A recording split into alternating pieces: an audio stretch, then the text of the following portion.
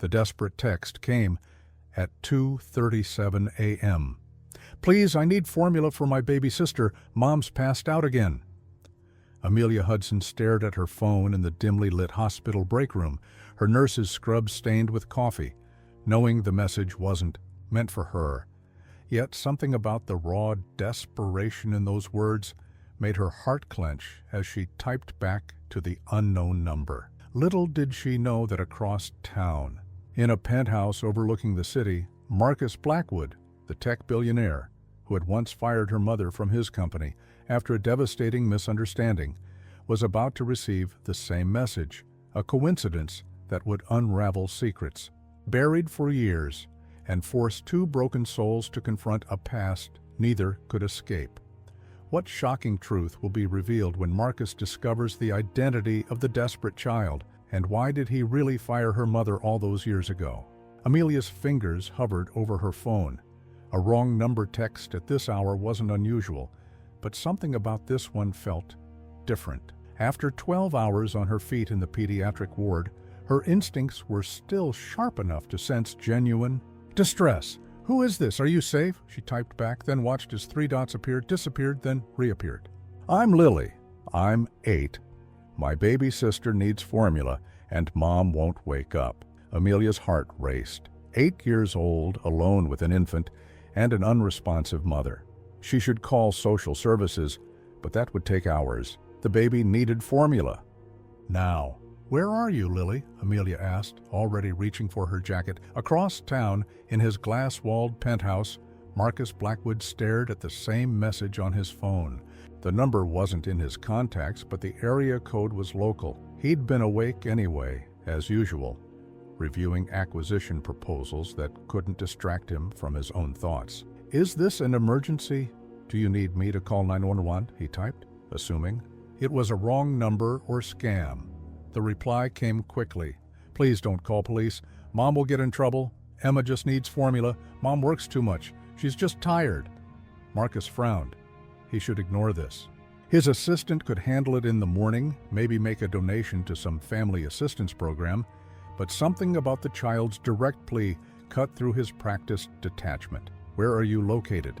he asked, already walking toward his private elevator. Lily sent the same address to both strangers, Oakwood Apartments, Unit 304.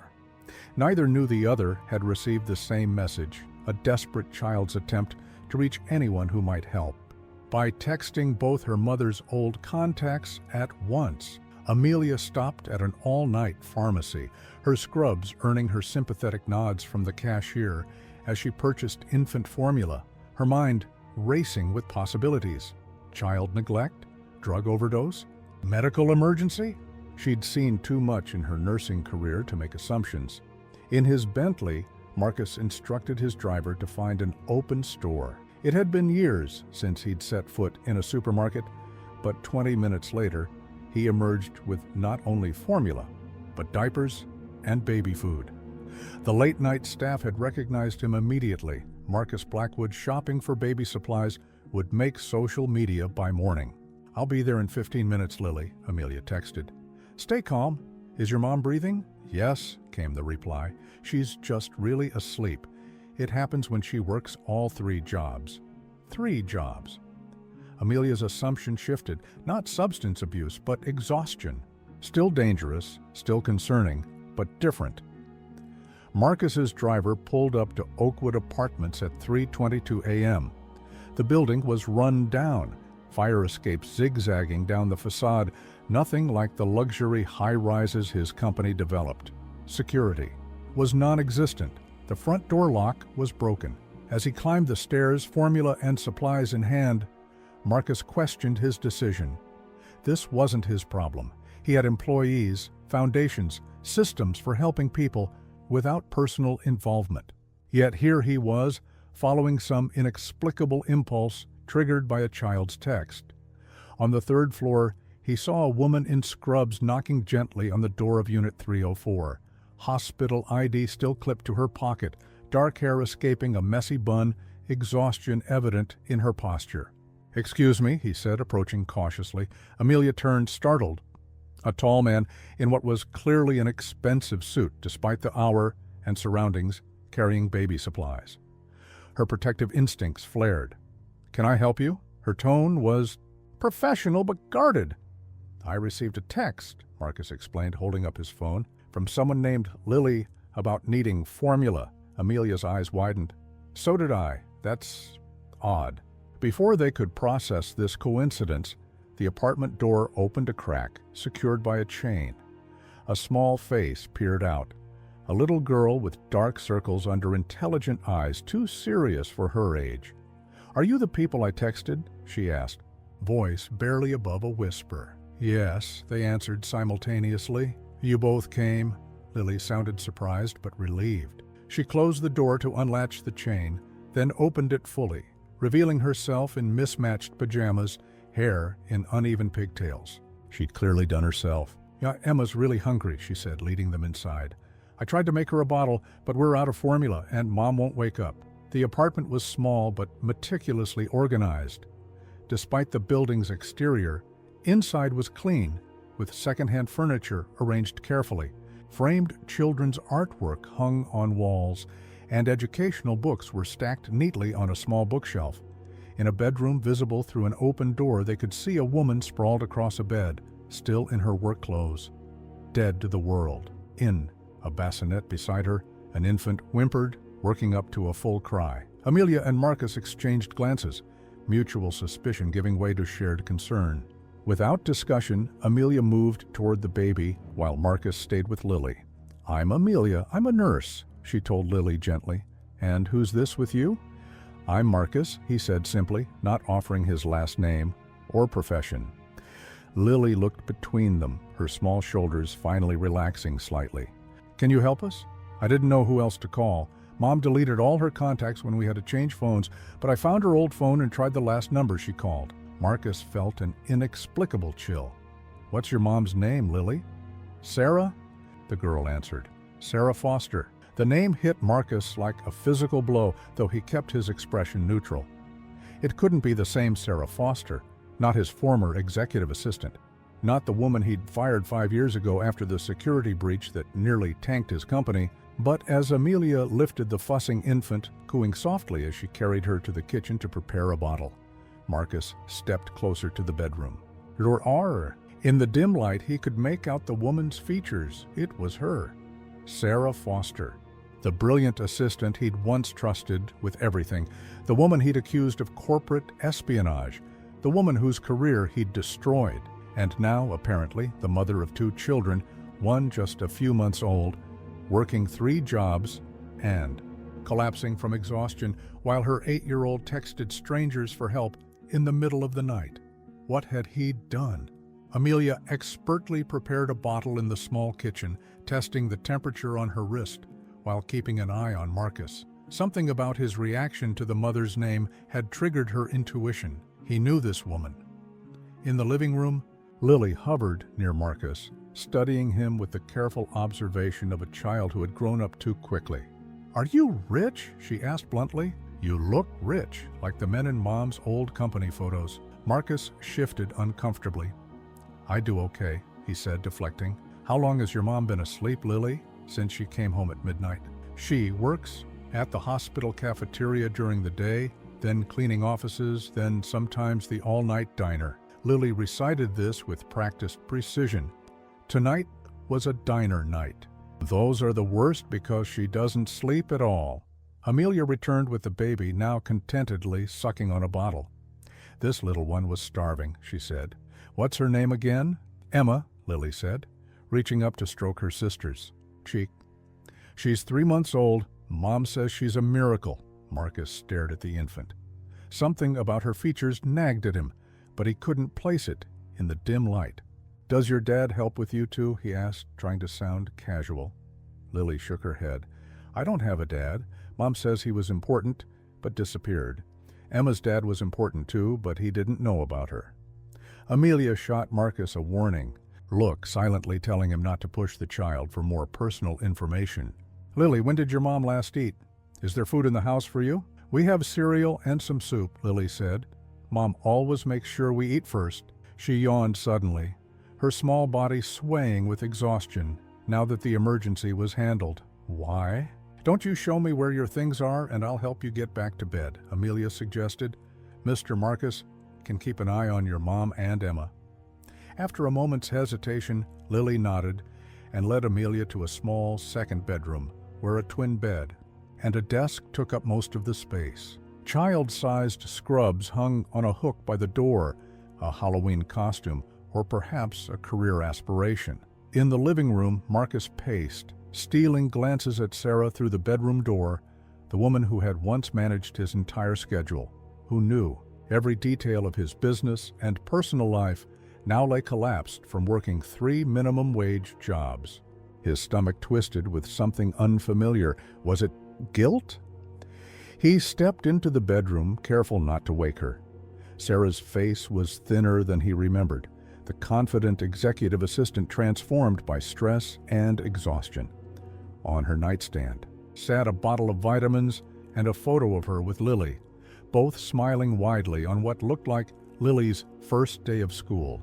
There was no trace of the corporate world Sarah had once navigated so skillfully. No sign of the woman who had organized billion-dollar deals and charmed difficult clients.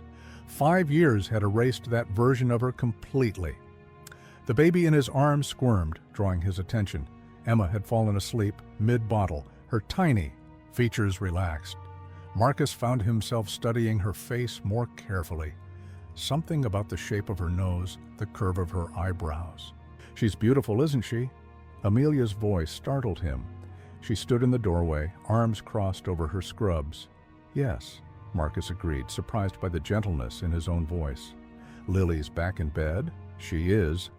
Poor thing was exhausted but didn't want to leave her sister. Amelia approached, professionally assessing the sleeping mother with a nurse's trained eye. "Her pulse and breathing are normal. This looks like extreme fatigue, not anything medical. Working 3 jobs with an infant and young child." She shook her head. "It's not sustainable." "No, it's not," Marcus agreed, his mind already running calculations. Sarah Foster had been making 6 figures when she worked for him. The apartment's rent couldn't be more than $200 monthly. Even with childcare costs, how had she fallen so far? The answer was obvious. He had put her on an unofficial blacklist.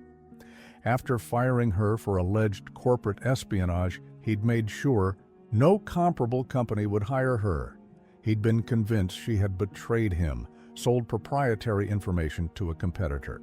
The evidence had been convincing at the time. Looking at her now, he couldn't reconcile the ambitious, impeccably professional woman he'd known with this scene of desperate poverty. "You know her, don't you?" Amelia's question was direct, her tone suggesting she wouldn't accept evasion. Marcus hesitated, then nodded. "She worked for me years ago." "Worked for you?" Amelia's eyes narrowed. "And now you just happen to respond to a random text from her daughter in the middle of the night?" "It wasn't planned," Marcus said defensively. "I had no idea who sent the text. I certainly didn't know it was Sarah's daughter." Amelia seemed unconvinced, but turned her attention back to Emma. "We should put her back in her bassinet.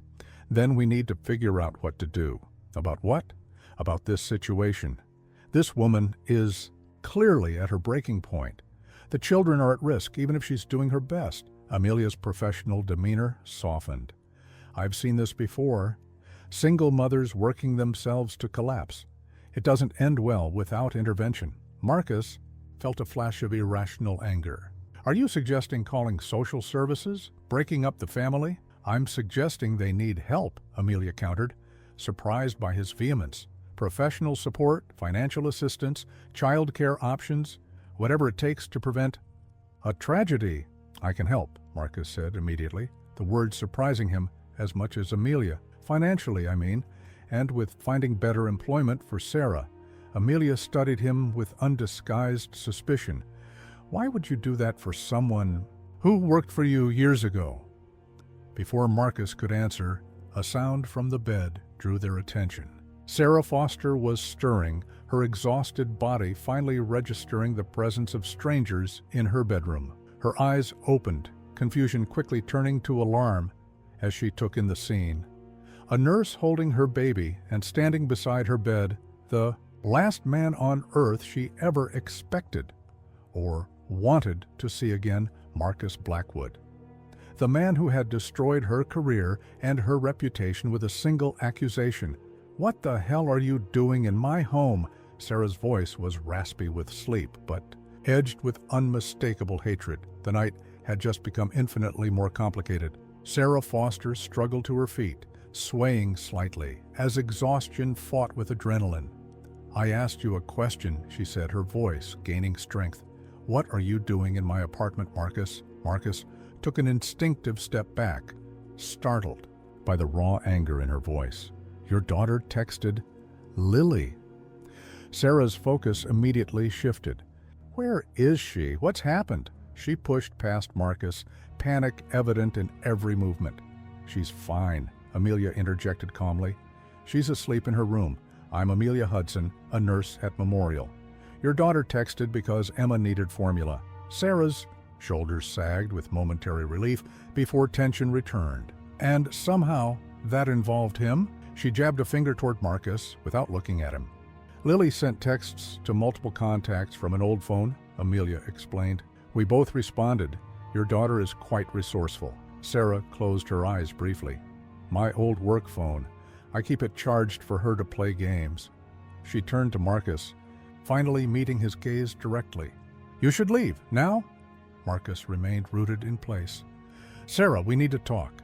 We needed to talk 5 years ago when you accused me of selling company secrets without even giving me a chance to defend myself." Her voice was controlled but vibrating with suppressed emotion. "We needed to talk when you blacklisted me across the entire industry. We needed to talk when your security escorted me out of the building like a criminal."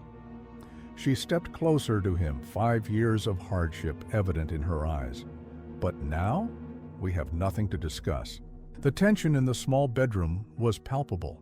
Amelia cleared her throat. "I'll put Emma back in her bassinet," she said, slipping away to give them space. Alone with Sarah, Marcus struggled to reconcile the poised executive assistant he remembered with the fierce, desperate mother before him. 5 years ago, Sarah Foster had been his right hand, impeccably dressed, unfailingly efficient, with an uncanny ability to anticipate his needs before he voiced them. She had organized his empire, managed his schedule down to the minute, and known more about his business dealings than anyone except himself. "You look good," he said inadequately. Sarah laughed, a harsh sound without humor. "No, I don't.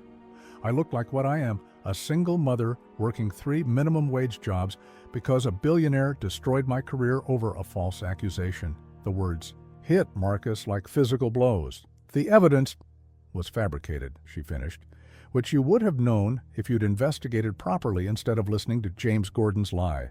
She ran a hand through her tangled hair. "But you trusted your CFO more than the assistant who had been loyal to you for 4 years. Water under the bridge now." At the mention of James Gordon, Marcus's expression darkened. His former CFO had left the company 2 years ago after a dispute over financial strategy. "Sarah, there are things you don't know, and there are things you don't know," she countered. "Like what it's like to be suddenly unemployable in your field, to watch your savings evaporate while trying to maintain health insurance for your child, to have your apartment applications rejected because no one will give you a reference." Her voice cracked slightly. "To realize the career you spent a decade building is gone forever because one man decided you were guilty without proof." The guilt Marcus had been suppressing surged to the surface. He remembered the day clearly, James Gordon presenting evidence that Sarah had accessed confidential files and transmitted them to a competitor the night before a major acquisition. The timestamps, the login records, all pointed to her. He'd been shocked, then furious at the apparent betrayal. "I believed what I was shown," Marcus said quietly.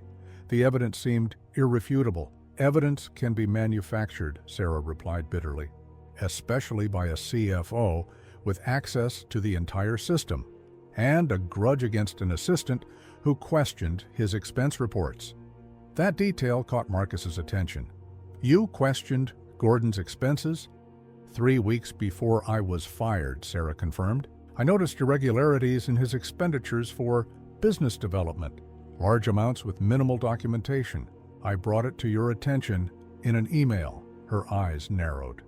An email you apparently never read. Marcus had no memory of such an email, but it wasn't impossible. He'd been in the middle of the Jenkins acquisition, barely sleeping, trusting his executive team to filter what reached him. Sarah, He was interrupted by Amelia's return. Emma's settled, she reported, but we should discuss next steps. Ms. Foster, you're suffering from extreme fatigue. You need rest and support. Sarah's professional mask slipped back into place. The same composed expression she'd worn in boardrooms when dealing with difficult clients. Thank you for your concern, but we'll be fine. This was a one-time situation. 3 jobs with 2 young children isn't sustainable, Amelia pressed gently. As a healthcare professional, I'm concerned enough to report me to social services? Sarah asked sharply. Amelia hesitated. That's not my intention, but these children need a mother who isn't working herself to collapse. I'm doing the best I can, Sarah's voice finally broke, exhaustion and desperation bleeding through. Marcus stepped forward. Let me help, he said quietly. Please. Sarah's laugh was hollow. Help? Now? After 5 years of nothing? She shook her head. I don't want your guilt money, Marcus. Then come back to work for me, he said impulsively. Not as my assistant. As a project manager, the position would come with comprehensive benefits, flexible hours, and on-site childcare. The offer hung in the air between them. Sarah stared at him, as if he'd suggested she fly to the moon. You're offering me a job? After personally firing me for corporate espionage? Her disbelief was palpable. I'm offering you a chance to prove me wrong, Marcus replied steadily, and a solution to your current situation. Before Sarah could respond, a small voice came from the bedroom doorway. Mom, are you okay? Lily stood there in her pajamas, eyes wide as she took in the tense scene. Sarah immediately softened, opening her arms. I'm fine, sweetie. Just talking with some people who came to help. Lily ran to her mother, but looked curiously at Marcus. He brought formula for Emma, and he looks like the man in your old pictures, from your fancy job. Sarah stiffened, then forced a smile. Yes, this is Mr. Blackwood, my former boss. Lily's eyes widened with recognition. The one who I used to work for, Sarah interrupted quickly. A long time ago. Marcus watched the interaction, noting the protective way Sarah held her daughter, the silent communication between them.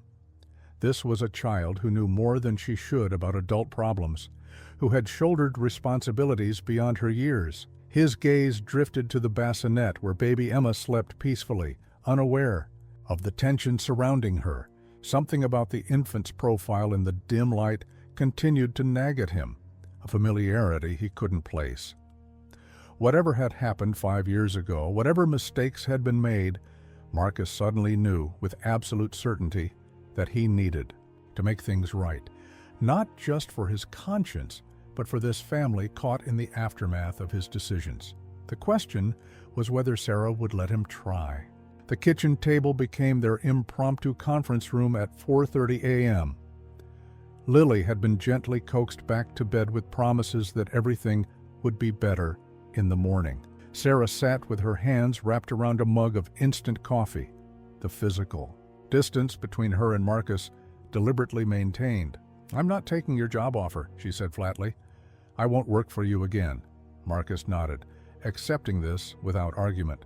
Then let me help another way. A loan, no strings attached. Loans have to be repaid, Sarah countered. On my current income, that's impossible. Amelia, who had been quietly observing, finally spoke up. What about a grant? I work with a hospital foundation that assists families in medical crisis. We're not in medical crisis, Sarah said stubbornly. Extreme fatigue leading to unconsciousness while caring for minors qualifies, Amelia replied gently but firmly. The foundation could provide temporary assistance while you find more sustainable employment. Sarah's pride visibly warred with her practicality. I can't lose my jobs. The diner owner has been flexible with my schedule, And the hospital position includes a meal during my shift. Marcus leaned forward. Sarah, you were the most qualified executive assistant I've ever had. Your organizational skills, your attention to detail, those talents are being wasted. Those talents didn't protect me when it mattered, she shot back. And the corporate world made it very clear I wasn't welcome after you fired me. Amelia cleared her throat. If I may, it sounds like there's complicated history here, but right now, the priority has to be your health and your children's well-being. Her tone was compassionate but direct. Working 3 jobs isn't sustainable. You collapsed from exhaustion while responsible for an infant. That's dangerous for all of you. Sarah's shoulders slumped slightly. You think I don't know that?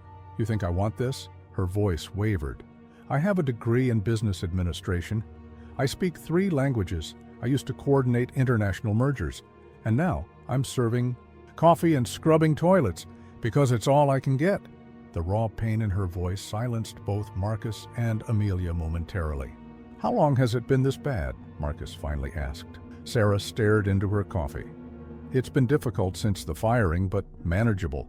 Then I had Emma, and maternity leave from minimum wage jobs isn't exactly generous. She closed her eyes. Briefly, the medical bills wiped out what little savings I had left. And Emma's father? Amelia asked carefully. Not in the picture, Sarah said curtly. He doesn't know about her. Marcus felt a strange tightening in his chest. The timing nagged at him. A baby around 3 months old, born almost exactly 5 years after Sarah left his company. Lily mentioned, "You work at Memorial Hospital?" he asked, changing the subject. Sarah nodded. Food service, 6 a.m. to 2 p.m., Monday through Friday. Then I clean offices from 3 to 7 and work at Denny's 3 nights a week from 9 to 3 a.m. Amelia did the math. That's barely time to commute between jobs, let alone sleep or be with your children.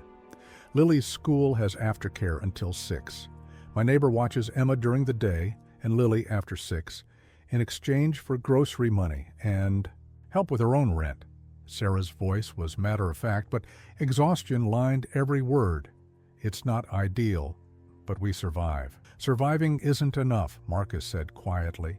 Not for those children, not for you. For the first time, Sarah looked at him directly, really looked at him. When did you start caring about more than survival, Marcus? You used to say business was about the fittest succeeding and the weak failing. The words stung because they were true. The Marcus Blackwood of 5 years ago had been ruthlessly focused on success, on building his technology empire regardless of collateral damage. Competitors, employees, even his own health, all were secondary to the company's growth. People change, he said simply. Sarah's laugh was soft but bitter. Do they? Or do they just get better at hiding who they really are? Amelia, sensing the conversation veering into unproductive territory, intervened. Let's focus on immediate solutions. Ms. Foster, Sarah, you need sleep, real sleep, not just an hour or 2 between shifts. I can stay with the children tomorrow, today actually, so you can rest. I can't ask you to do that, Sarah protested. You've already done too much. I'm off for the next 2 days, Amelia said, and I'd rather help directly than worry about reporting this situation. The unspoken implication hung in the air. Sarah met Amelia's eyes, recognizing both the offer and the subtle warning. And in the meantime, Marcus added, I can make some calls. Not for my company, he added quickly, seeing Sarah's expression harden, but I have connections across many industries. There must be opportunities that would use your skills without requiring my direct involvement. Sarah looked between them, clearly torn between pride and pragmatism. Her gaze drifted toward the bedrooms where her daughters slept. One day, she finally conceded. I'll call out sick at the hospital. That gives me until 3 p.m. tomorrow. I'll be here at 7, Amelia promised. And I'll have some job possibilities for you to consider by tomorrow evening, Marcus added. Sarah nodded tiredly. Fine. But understand this. I'm accepting help for my daughters, not for myself. And certainly not to ease your conscience, Marcus. Marcus accepted the barb without comment. Of course. As they prepared to leave, Sarah walked them to the door. The sky was beginning to lighten, the first gray hints of dawn creeping through the windows. "Thank you," she said stiffly to Amelia, "for helping with Emma and for being kind to Lily." "She's an extraordinary child," Amelia replied honestly. "Very brave and resourceful." Sarah's composure cracked slightly. "She's had to be," she whispered. At the door, Marcus hesitated. "Sarah, for what it's worth, I'm sorry. About everything." Sarah looked at him for a long moment, her expression unreadable. 5 years too late, Marcus." She closed the door firmly, leaving them in the dingy hallway. As they descended the stairs in silence, Amelia finally spoke. "So, former boss and employee?" "It's complicated," Marcus replied. "I gathered that." Amelia's tone was neutral. "I'm more concerned about those children than your complicated history." "As am I," Marcus said, surprising himself with how much he meant it. Outside, the pre-dawn air was cool, the street empty, except for Marcus's waiting car and Amelia's modest sedan. "I don't know what happened between you two," Amelia said, "but those kids deserve better than a mother working herself to death." Marcus nodded solemnly. "I agree, and I intend to help fix this situation whether Sarah wants my help or not." Amelia studied him thoughtfully. "Just make sure you're doing it for the right reasons. Not guilt, not pride. Those children need stability, not temporary charity that disappears when you lose interest." The assessment was harsh but fair. "I understand." As Amelia walked to her car, Marcus pulled out his phone. Despite the early hour, he sent a text to his current assistant.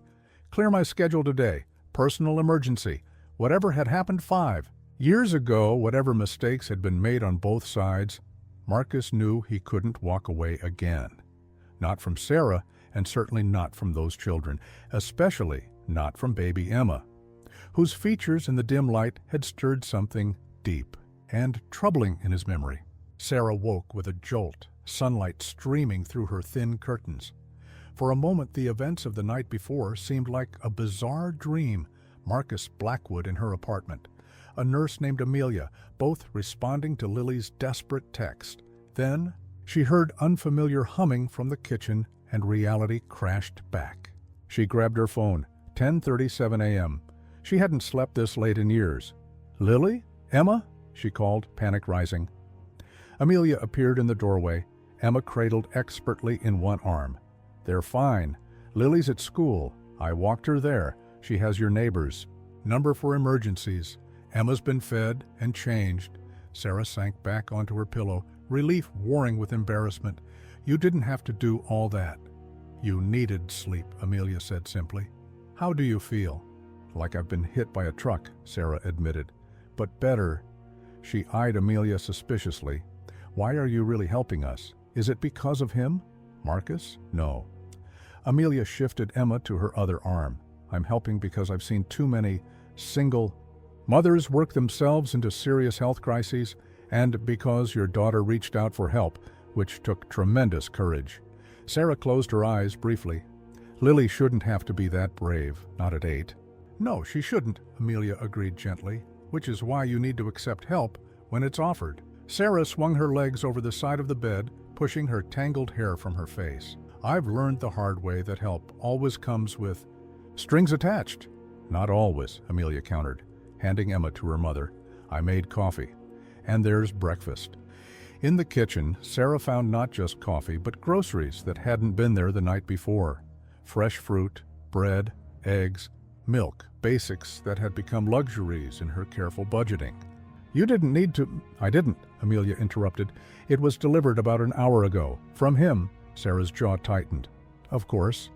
Marcus throwing money at the problem, his solution to everything.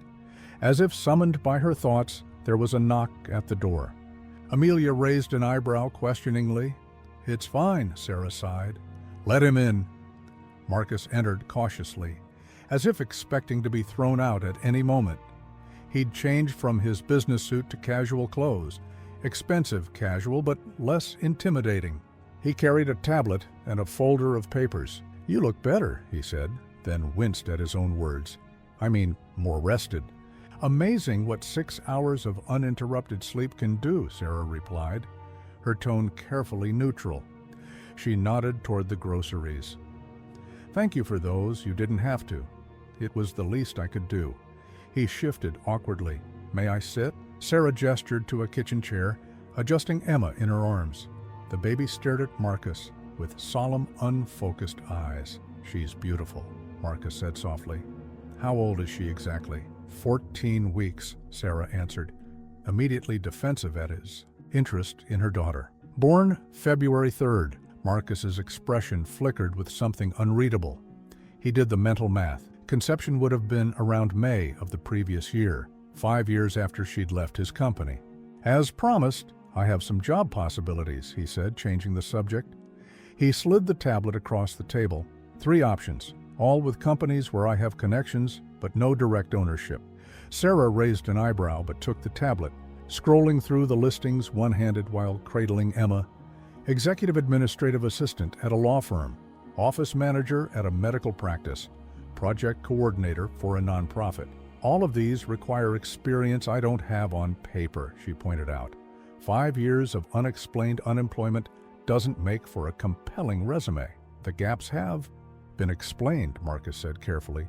Not with lies, but with context. You've been credited with consulting work that simply wasn't documented formally. Sarah's eyes flashed.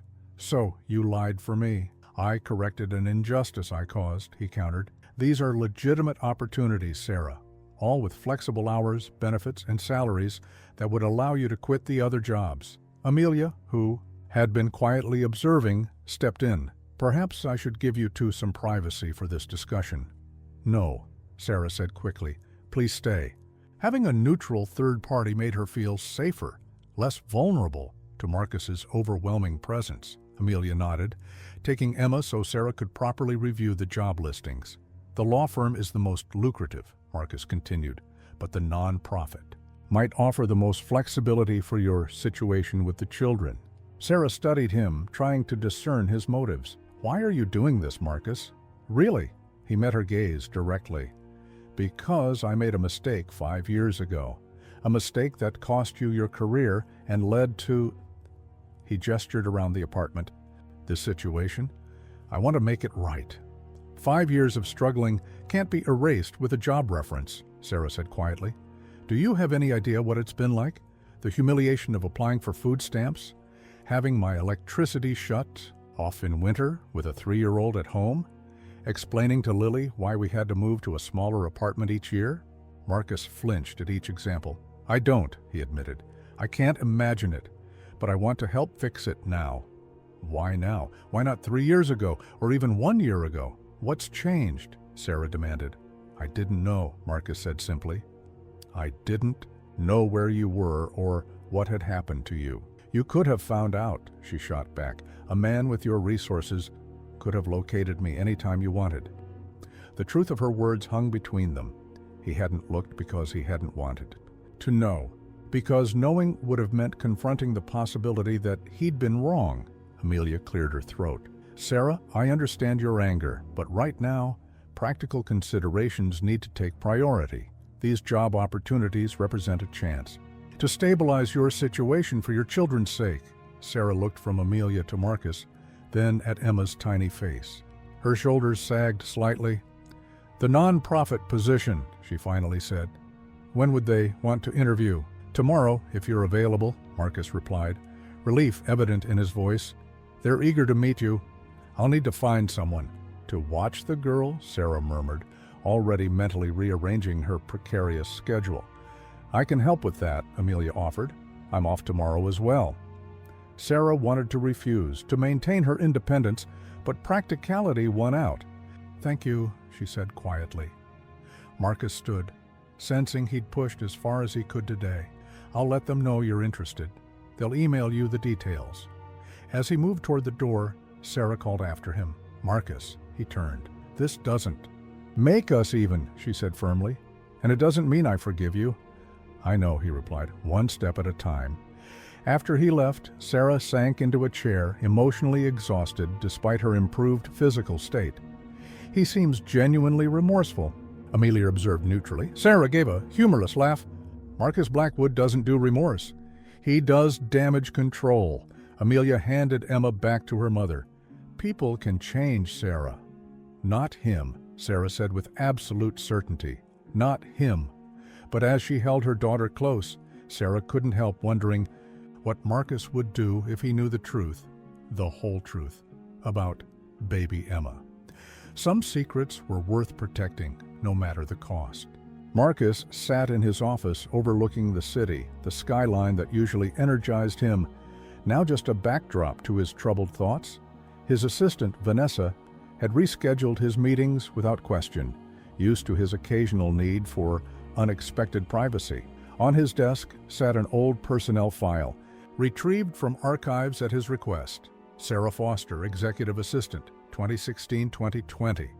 Her employment history, performance reviews, all exemplary, security clearance documentation, and finally the termination report. Reading it now, 5 years later, Marcus could see the holes in the investigation. The evidence against Sarah had been circumstantial at best: login credentials used to access sensitive files during odd hours, emails sent to a competitor's domain, all easily forgeable by someone with the right system access, someone like James Gordon, his former CFO. Marcus reached for his phone, dialing his head of security. "Kevin, I need you to review the Sarah Foster termination case from 2020. Specifically, I want to know if James Gordon's activities were ever investigated." "Gordon? No, sir," Kevin sounded surprised. "He was the one who brought the security breach to our attention." "That's what concerns me," Marcus replied. "Pull the server logs from the 3 weeks prior to Foster's termination. Look for any unusual access patterns from Gordon's credentials." "May I ask what prompted this, sir?"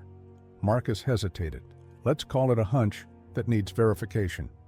And after ending the call, Marcus turned to his computer, pulling up the company's financial records from 2020. James Gordon had been his CFO for nearly 8 years, departing 2 years after Sarah's firing amid disagreements about acquisition strategy. At the time, Marcus had attributed Gordon's increasingly erratic behavior to stress from the pandemic-related market volatility. Now, he wondered if there had been another reason entirely. Across town, Amelia sat on the floor of Sarah's apartment, playing with Lily while Sarah put Emma down for a nap. "So you're a nurse?" Lily asked, carefully coloring inside the lines of her school book. "I am. I work in the children's ward at Memorial Hospital." Lily looked up, eyes bright with interest. "Mom says I was born there. She says the nurses were really nice to her, even though she was alone." Amelia smiled gently. "Your mom is very brave." "I know," Lily said matter-of-factly. "She cries sometimes when she thinks I'm asleep, but she never cries when I can see her." She put down her crayon. "That man who came, Mr. Marcus, he was Mom's boss before, the one who was mean to her." Amelia chose her words carefully. "Sometimes adults have complicated relationships. It sounds like they had a disagreement." Lily shook, her head with the certainty of a child who has overheard more than adults realize. "He fired her. She used to have nice clothes and we lived in a bigger apartment. Then he said she did something bad, but she didn't, and no one would give her a job after that." The simplicity of the child's understanding made the injustice seem even starker. "Is he Emma's dad?" Lily asked suddenly. Amelia nearly dropped the crayon she was holding. "Why would you think that?" Lily shrugged. "Mom has a picture she thinks I don't know about, from a long time ago at a company party. She's standing next to him, and they're both laughing. She looks at it sometimes and gets sad." The girl picked up another crayon. "And Emma has eyes like his." Before Amelia could formulate a response, Sarah returned from the bedroom. "Emma's finally asleep," she sighed, sinking onto the couch. "Thank you again for staying, Amelia. I've called the hospital to take a sick day, so I'm off until my cleaning shift at 3. "Actually," Amelia said, "I wondered if you'd let me take you to your interview tomorrow. I could watch the girls while you're in the meeting." Sarah's instinctive refusal died on her lips. Pride wouldn't feed her children. "That would be helpful." "Thank you." "Mom," Lily piped up, "is Mr. Marcus going to help us get a better apartment?"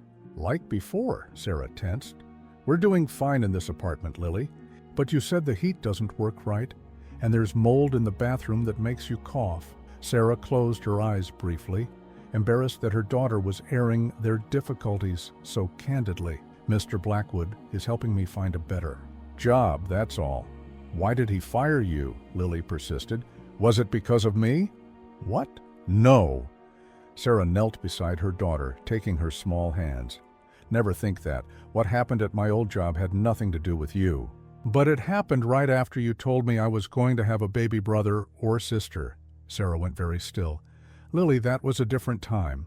That didn't happen." Lily frowned in confusion. "But you did tell me. You were so happy. Then you lost your job and you were sad. And you said the baby wasn't coming anymore." Amelia watched as Sarah's face drained of color. This was clearly territory Sarah hadn't expected to navigate today. "Lily, sweetie, why don't you show me your school books?" Amelia suggested gently. "I bet you're really smart." While Lily retrieved her backpack, Amelia gave Sarah a questioning look. Sarah shook her head slightly. "Not now." Meanwhile, across the city, Marcus stared at his computer screen in disbelief. Kevin had worked quickly, sending preliminary findings via secure email. In the 3 weeks before Sarah's termination, James Gordon had accessed the server after hours on multiple occasions, something the original investigation had never flagged. More damning, he had specifically accessed Sarah's account settings just days before the alleged security breach, and there was something else. A series of payments from Gordon's personal account to an offshore entity, beginning shortly after Sarah's firing and continuing for nearly a year. Payments that coincided with the company losing bids to their main competitor. Marcus felt sick. The evidence was still circumstantial, but the pattern was clear. Gordon had framed Sarah, then used her removal to facilitate his own scheme. His phone buzzed with a text from Vanessa. "James Gordon on line 2, says it's urgent." Marcus stared at the message. Gordon calling now after years of minimal contact, just as Marcus began investigating the past. Too convenient to be coincidence. He picked up the phone. "James, interesting timing." "Marcus." Gordon's voice was as smooth as ever. "I heard through the grapevine you're dredging up ancient history. Something about Sarah Foster?" The casual mention of Sarah confirmed Marcus's suspicions. Someone inside his company was still loyal to Gordon, just tying up loose ends, Marcus replied neutrally. "Why does it concern you?" "It doesn't particularly," Gordon said with practiced indifference. "Though I'd hate to see you waste resources on a settled matter. Foster was guilty. The evidence was conclusive." "Evidence can be manufactured," Marcus replied, echoing Sarah's words from the night before. The slight pause before Gordon's response was telling. "Careful, Marcus. Some stones are better left unturned." After ending the call, Marcus sat back, a cold anger settling in his chest. The pieces were falling into place. Gordon had sabotaged Sarah to cover his own activities, and Marcus had played right into his hands. And somewhere in those missing 5 years was another piece of the puzzle. A piece that might explain the strange familiarity he felt when looking at baby Emma. That evening, after Amelia had left and Lily was engrossed in homework at the kitchen table, Sarah's phone rang with an unknown number. She answered cautiously. "Ms. Foster? This is Vanessa Chen, Mr. Blackwood's executive assistant. He'd like to meet with you this evening if possible." Sarah's grip tightened on the phone. "I have children. I can't just—" "He's aware," Vanessa interrupted smoothly. "He's happy to come to you, or to arrange childcare if you prefer to meet elsewhere." Sarah glanced at Lily, then at Emma sleeping in her bassinet. "He can come here after 8, when Lily's in bed." "Understood. He'll be there at 8:15. After hanging up, Sarah moved through the apartment in a flurry of anxious cleaning, though there was little she could do to disguise the fundamental shabbiness of the place. The sagging couch, the mismatched dishes, the water stain on the ceiling, all evidence of how far she had fallen. At precisely 8:15, after she had tucked Lily in with extra stories and reassurances, there was a quiet knock at the door. Sarah smoothed her hair, squared her shoulders, and opened it. Marcus stood alone, no driver or assistant in sight. He carried a slim briefcase and looked uncharacteristically hesitant. "Thank you for seeing me," he said, remaining on the threshold, until she stepped aside to let him in. "Vanessa didn't make it sound optional," Sarah replied. "It's always optional," Marcus corrected, setting his briefcase on the kitchen table. "I just hoped you'd agree." Sarah crossed her arms. "What's this about, Marcus? I have the interview tomorrow. I've done what you asked. This isn't about the interview." He opened the briefcase and withdrew a folder. "It's about James Gordon." Sarah's posture stiffened at the name. "What about him?" "I think he framed you," Marcus said bluntly, "and I have evidence to prove it." Sarah sank into a chair, her legs suddenly unsteady. For 5 years she had lived with the knowledge of her innocence and the bitter certainty that no one would ever believe her. To hear Marcus say those words now was almost too much to process. "Show me," she managed. Marcus laid out the documents: server logs, financial records, timeline analyses. "Gordon accessed your account credentials days before the alleged breach. After your termination, he made regular payments to an offshore account that coincides with our company losing bids to competitors." Sarah stared at the evidence. Emotions warring within her. Vindication, rage, grief for what might have been, all tangled together. "He called me today," Marcus continued, "as soon as I started investigating. He has someone inside the company still feeding him information. And you—" "Believe me now," Sarah said flatly, "after 5 years, after everything I lost." "Yes?" The single word hung between them, inadequate yet necessary. Sarah pushed the papers away. "What do you want from me, Marcus? A thank you? Forgiveness?" "Neither," he replied. "I want to make you an offer." Sarah laughed bitterly. "Another job offer? In a different company where you can keep your distance and ease your conscience?" "No." Marcus met her gaze steadily. "I want you to come back to Blackwood Enterprises, not as my assistant, but as Director of Special Projects, reporting directly." "To me?" Sarah stared at him. "You can't be serious." "I am." "The position comes with a starting salary of $175,000, full benefits, flexible hours, and access to the company's on-site childcare facility." The number made Sarah dizzy. It was more than triple what she had been making before her termination. "Why would you do this?" she asked, genuine confusion in her voice. "3 reasons," Marcus replied, raising a finger for each point. "First, you were wronged, and I was complicit in that wrong. Second, you are exceptionally talented, and my company needs those talents. And third," he hesitated, "I believe Gordon is still actively working against Blackwood Enterprises, and you know his methods better than anyone." Sarah absorbed this, analytical mind working despite her emotional turmoil. "So I'd be both employee and weapon." "Colleague," Marcus corrected. "And yes, your knowledge would be valuable in uncovering Gordon's activities." Sarah stood pacing the small living room. "This is insane. You fired me for corporate espionage. The severance agreement I signed is void, given the evidence of—" "Fraud," Marcus interrupted. "My legal team has already reviewed the situation. We have grounds to pursue criminal charges against Gordon, though that's a separate discussion." Sarah shook her head, overwhelmed. "I can't just walk back into that building like nothing happened. People whispered about me, avoided me in the elevators. Security escorted me out like a criminal, which is why your return would be accompanied by a company-wide acknowledgement of the error and my personal apology." Sarah stopped pacing to stare at him. "You would admit you were wrong? Publicly?" "Yes." No hesitation, no equivocation. "The Marcus Blackwood I knew would never admit to a mistake," she said slowly. "The Marcus Blackwood you knew made a catastrophic error in judgment that hurt an innocent person." His voice softened slightly. "People can change, Sarah." From the bedroom doorway came a small voice. "Mom, who are you talking to?" Sarah turned to find Lily standing there in her pajamas, rubbing sleepy eyes. "It's just Mr. Blackwood, sweetie. Go back to bed." Lily padded into the room instead, studying Marcus with undisguised curiosity. "Are you giving Mom her job back?" Marcus glanced at Sarah before answering. "I've offered your mom a new position, yes, but it's her decision whether to accept it." Lily climbed onto the couch, suddenly looking very small and vulnerable. "If Mom works for you again, Will we get a better apartment? One where the ceiling doesn't leak when it rains? Sarah closed her eyes briefly, embarrassed. Lily, please. Yes, Marcus answered directly. The salary would allow for a much better living situation.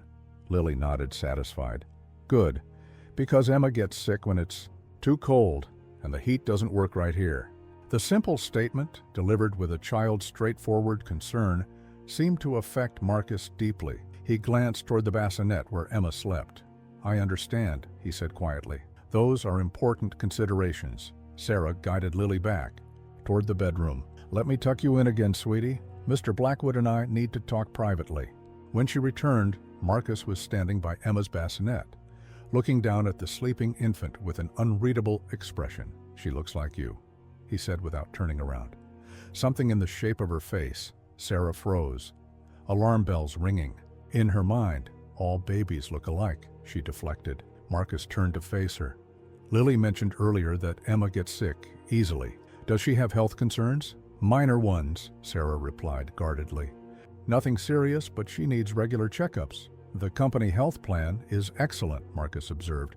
It would cover both children fully, including any specialists needed. It was a powerful argument, and they both knew it. Sarah sank back into her chair, the weight of decision pressing on her. If, and this is a big if, I were to consider this, she said carefully, I would need guarantees. Written guarantees about job security, about the acknowledgement of wrongful termination, about flexible hours for the children. Of course, Marcus agreed immediately. All of that can be included in the formal offer letter. Sarah studied him, searching for signs of the ruthless businessman she'd once known. Why are you really doing this, Marcus? The truth. Marcus seemed to consider his words carefully. Because I've spent 5 years building my company's success on a foundation that included a profound injustice. I can't undo what happened, but I can try to make it right moving forward. The sincerity in his voice was something Sarah had rarely heard during her years working for him. It unsettled her, even as it offered a fragile hope. I need time to think, she finally said.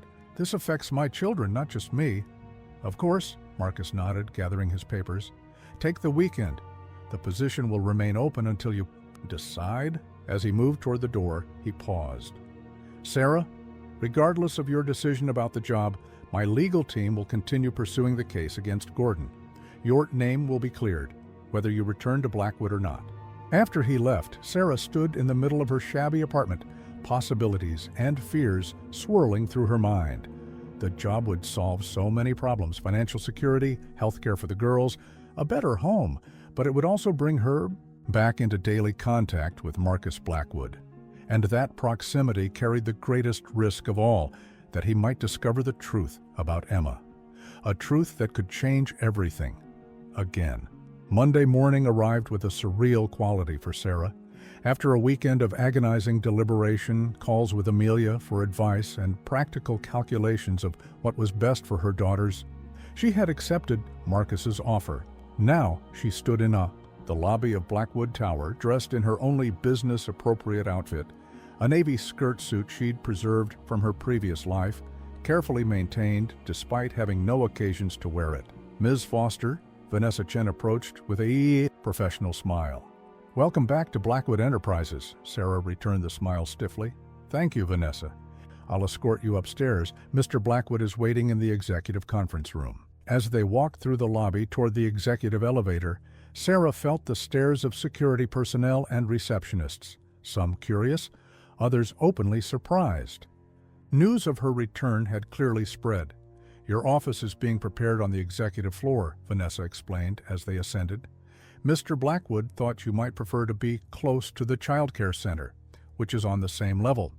Sarah nodded, throat tight, with mixed emotions. The child care center had been one of the deciding factors in her acceptance, a state-of-the-art facility where both Lily and Emma could be nearby while she worked. The elevator doors opened onto the 47th floor, revealing the sleek modernism of Blackwood's executive level. 5 years had brought changes, new artwork, updated technology, but the essential character remained the same: power and precision, Marcus's aesthetic vision made manifest. Vanessa led her to the conference room where Marcus stood talking with a group of executives. He looked up as she entered, and the conversation immediately halted. "Sarah," he said, stepping forward, "thank you for coming." He turned to the others. "For those who haven't had the pleasure, this is Sarah Foster, our new Director of Special Projects." The introductions proceeded smoothly, though Sarah caught the whispers and significant glances exchanged between several executives who remembered her previous tenure. No doubt they were wondering how the assistant fired for corporate espionage had returned in an executive position. Once the others had filed out, Marcus gestured for her to sit. "There's something I need to show you before the all-hands meeting." He slid a tablet across the table. On the screen was an email drafted to the entire company. "To all Blackwood Enterprises personnel. It is with profound regret that I must acknowledge a serious injustice committed 5 years ago. Sarah Foster, who many of you remember as my executive assistant, was wrongfully terminated based on fabricated evidence of corporate espionage. Subsequent investigation has revealed that this evidence was manufactured by former CFO James Gordon to conceal his own misconduct. Ms. Foster has graciously agreed to return to Blackwood Enterprises as our new Director of Special Projects. I ask that you welcome her with the respect and collegiality she deserves, and join me in acknowledging that our company failed her in the past. Sincerely, Marcus Blackwood, CEO." Sarah read it twice, hardly believing the words. "You're really sending this?" "It goes out at noon," Marcus confirmed, along with an announcement of a company-wide review of security protocols and ethics procedures. Sarah's professional mask slipped momentarily, emotion threatening to break through.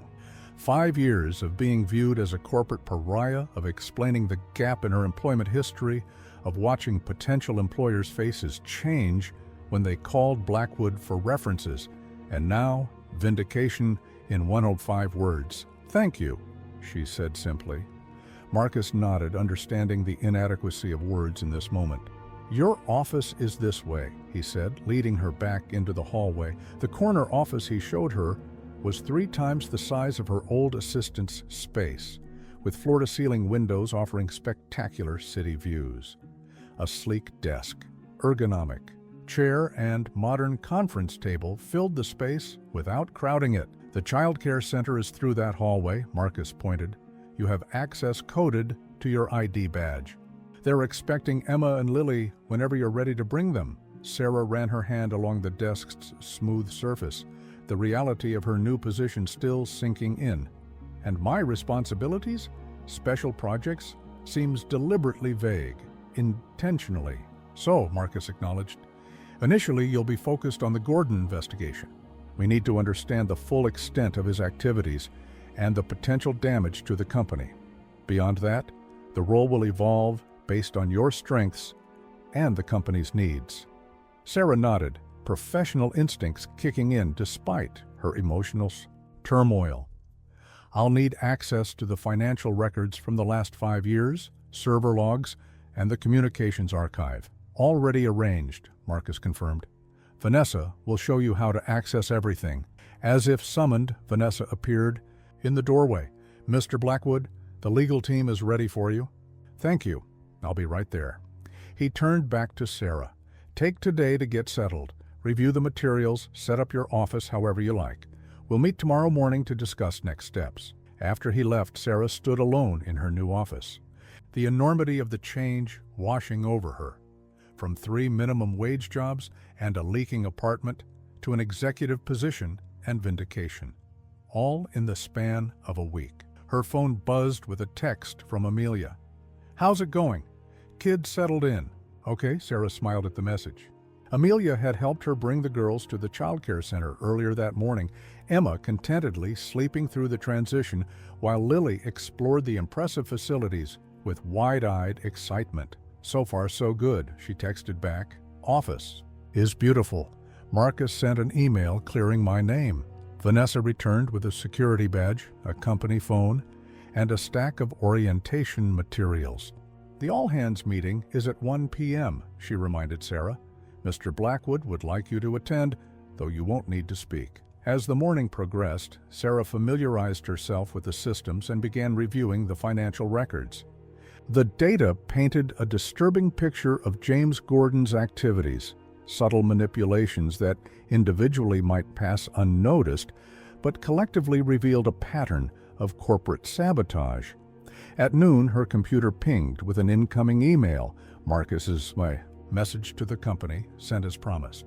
Minutes later, her phone began buzzing with texts from former colleagues. "Sarah, is it true you're back? Just saw the email. Always knew something wasn't right about your firing. Welcome back. Let's catch up soon."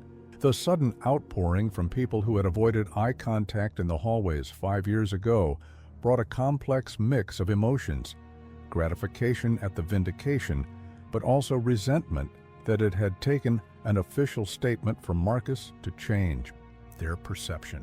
At 12:45, Sarah checked on the girls in the child care center. Emma was napping peacefully while Lily was making fast friends with the other children, her social nature undimmed by years of economic hardship. "They're doing wonderfully," the center director assured her. "Lily's already the most popular girl here." Sarah smoothed her daughter's hair. "I'll be in a meeting, but my office is just down the hall if they need anything." Lily hugged her tightly. "I like it here, Mom. It's like the fancy school in my books." As Sarah walked to the auditorium for the all-hands meeting, she caught fragments of conversations that abruptly halted as she passed. The email had clearly caused a stir.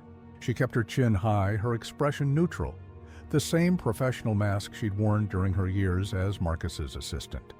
The auditorium fell silent as she entered, hundreds of eyes following her progress to the front row seat reserved with her name. Marcus was already on stage, reviewing notes with his communications director. When he spotted her, he gave a slight nod of acknowledgement, not the casual greeting of old friends, but the measured recognition between professional allies. That suited Sarah perfectly. Whatever their complicated past, whatever secrets still lay between them, their present relationship needed clear boundaries. As the lights dimmed and Marcus began addressing the company, Sarah felt the weight of returning to the place that had both made and broken her career. The path ahead was uncertain, filled with potential complications, particularly concerning Emma's paternity. But for the first time in 5 years, that path also held possibility. And for her daughter's sake, Sarah would navigate it carefully, one step at a time. 3 weeks into her new position, Sarah had established a rhythm. She arrived at 8 a.m. with the girls, settled them in the child care center, and immersed herself in the investigation of James Gordon's activities. The work was fascinating and infuriating in equal measure, each new discovery revealing how methodically he had undermined both her and the company. "These bid disclosures are the smoking gun," she explained to Marcus during their morning briefing. "Gordon leaked our numbers to Jensen Tech days before they submitted competing bids on the government contracts." Marcus studied the timeline she'd assembled. "And the pattern starts immediately after your termination. He needed me gone." Sarah: "Confirmed. I was asking too many questions about his expense reports." Their working relationship had settled into something like their old professional dynamic, efficient, focused, with the personal carefully separated from the business at hand. If occasionally Sarah caught Marcus watching her with an unreadable expression, or if his gaze lingered too long on the family photo on her desk, she pretended not to notice. After the meeting, Sarah headed to the child care center for her daily lunch with Lily. She found her daughter building an elaborate block structure with another girl, both chattering excitedly about their creation. "Mom," Lily waved enthusiastically, "come see our skyscraper. It's going to be even taller than this building." Sarah joined them on the colorful carpet, carefully examining the impressive structure. "It's amazing, sweetie. Is this your new friend?" "This is Madison," Lily introduced proudly. "Her dad works on the technology floor." "It's very nice to meet you, Madison," Sarah smiled. "That's a beautiful necklace you're wearing." Madison beamed, holding up the small heart pendant. "My daddy gave it to me for my birthday. He's the best daddy ever." Sarah maintained her smile even as she felt the familiar pang. Lily had never known her father, a college boyfriend who disappeared at the first mention of pregnancy. And Emma, well, that was a complication Sarah couldn't afford to think about during the workday. "Is Emma awake?" she asked, changing the subject. "The baby room lady said she just got up," Lily reported. "Can we show her our tower?" "After lunch," Sarah promised. "Madison, would you like to join us?" The girls chatted happily throughout lunch, their easy friendship a relief to Sarah. Lily had struggled socially at her previous school, where the economic disparities between families had created invisible but painful barriers. As they were finishing, Marcus appeared at the center's entrance, speaking with the director. Sarah watched as he nodded seriously at whatever the woman was saying, his expression attentive. He'd been making these visits regularly, ostensibly to check on the childcare facility's operations, but Sarah suspected his interest was more specific. Her suspicions were confirmed when he approached their table. "Hello, Lily, Madison." He nodded to each girl with the slightly awkward formality of a man unused to children. "Sarah, could I speak with you a moment?" "Of course." She rose, following him to a quiet corner. "Is there a problem?" "No problem," he assured her. "I just wanted to let you know that Emma's pediatrician called the center. Apparently there was a mix-up with her vaccination records." Sarah tensed. "What kind of mix-up?" "Nothing serious. Doctor's office couldn't locate her birth records in their system. The director sorted it out, but I thought you should know." "Thank you," Sarah said carefully. "I'll follow up with them." Marcus hesitated, then added, "The director mentioned Emma might need a specialized formula, something about a milk protein." "Sensitivity?" Sarah's guard immediately went up. "Yes, she's on a hypoallergenic formula. Why?" "I've arranged for the center to stock it," Marcus said. "No need for you to keep bringing it from home." The consideration was typical of the past weeks. Marcus anticipating needs, removing obstacles, making her transition as smooth as possible. Yet each helpful gesture also felt like a step closer to the truth she was desperate to hide. "That's very thoughtful," Sarah managed, "but unnecessary. I don't mind bringing it." "It's already done," Marcus replied with a shrug. "Consider it a small convenience." As he turned to leave, he added casually, "She has your smile, you know, but her eyes—" He paused. "They remind me of someone." Sarah's heart hammered in her chest. "Baby's features change constantly," she deflected. "The pediatrician says she'll probably look completely different in a few months." Marcus nodded, accepting the explanation, but Sarah could see the questions forming behind his eyes. Later that afternoon, Amelia stopped by Sarah's office. Their friendship had deepened over the past weeks, with Amelia providing not just emotional support, but practical help with the girls as Sarah adjusted to her new schedule. "How's the executive life treating you?" Amelia asked, settling into a visitor chair. "Surreal," Sarah admitted.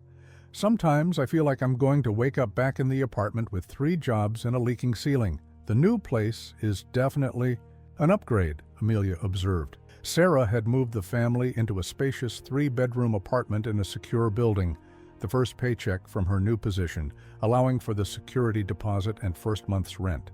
"The girls love having their own rooms," Sarah agreed. "But that's not why you stopped by on your day off, is it?" Amelia's expression grew serious. "No, I wanted to talk to you about Marcus." Sarah tensed. "What about him?" "He's been asking questions about Emma at the hospital." Sarah's blood ran cold. "What kind of questions?" "Nothing direct," Amelia assured her.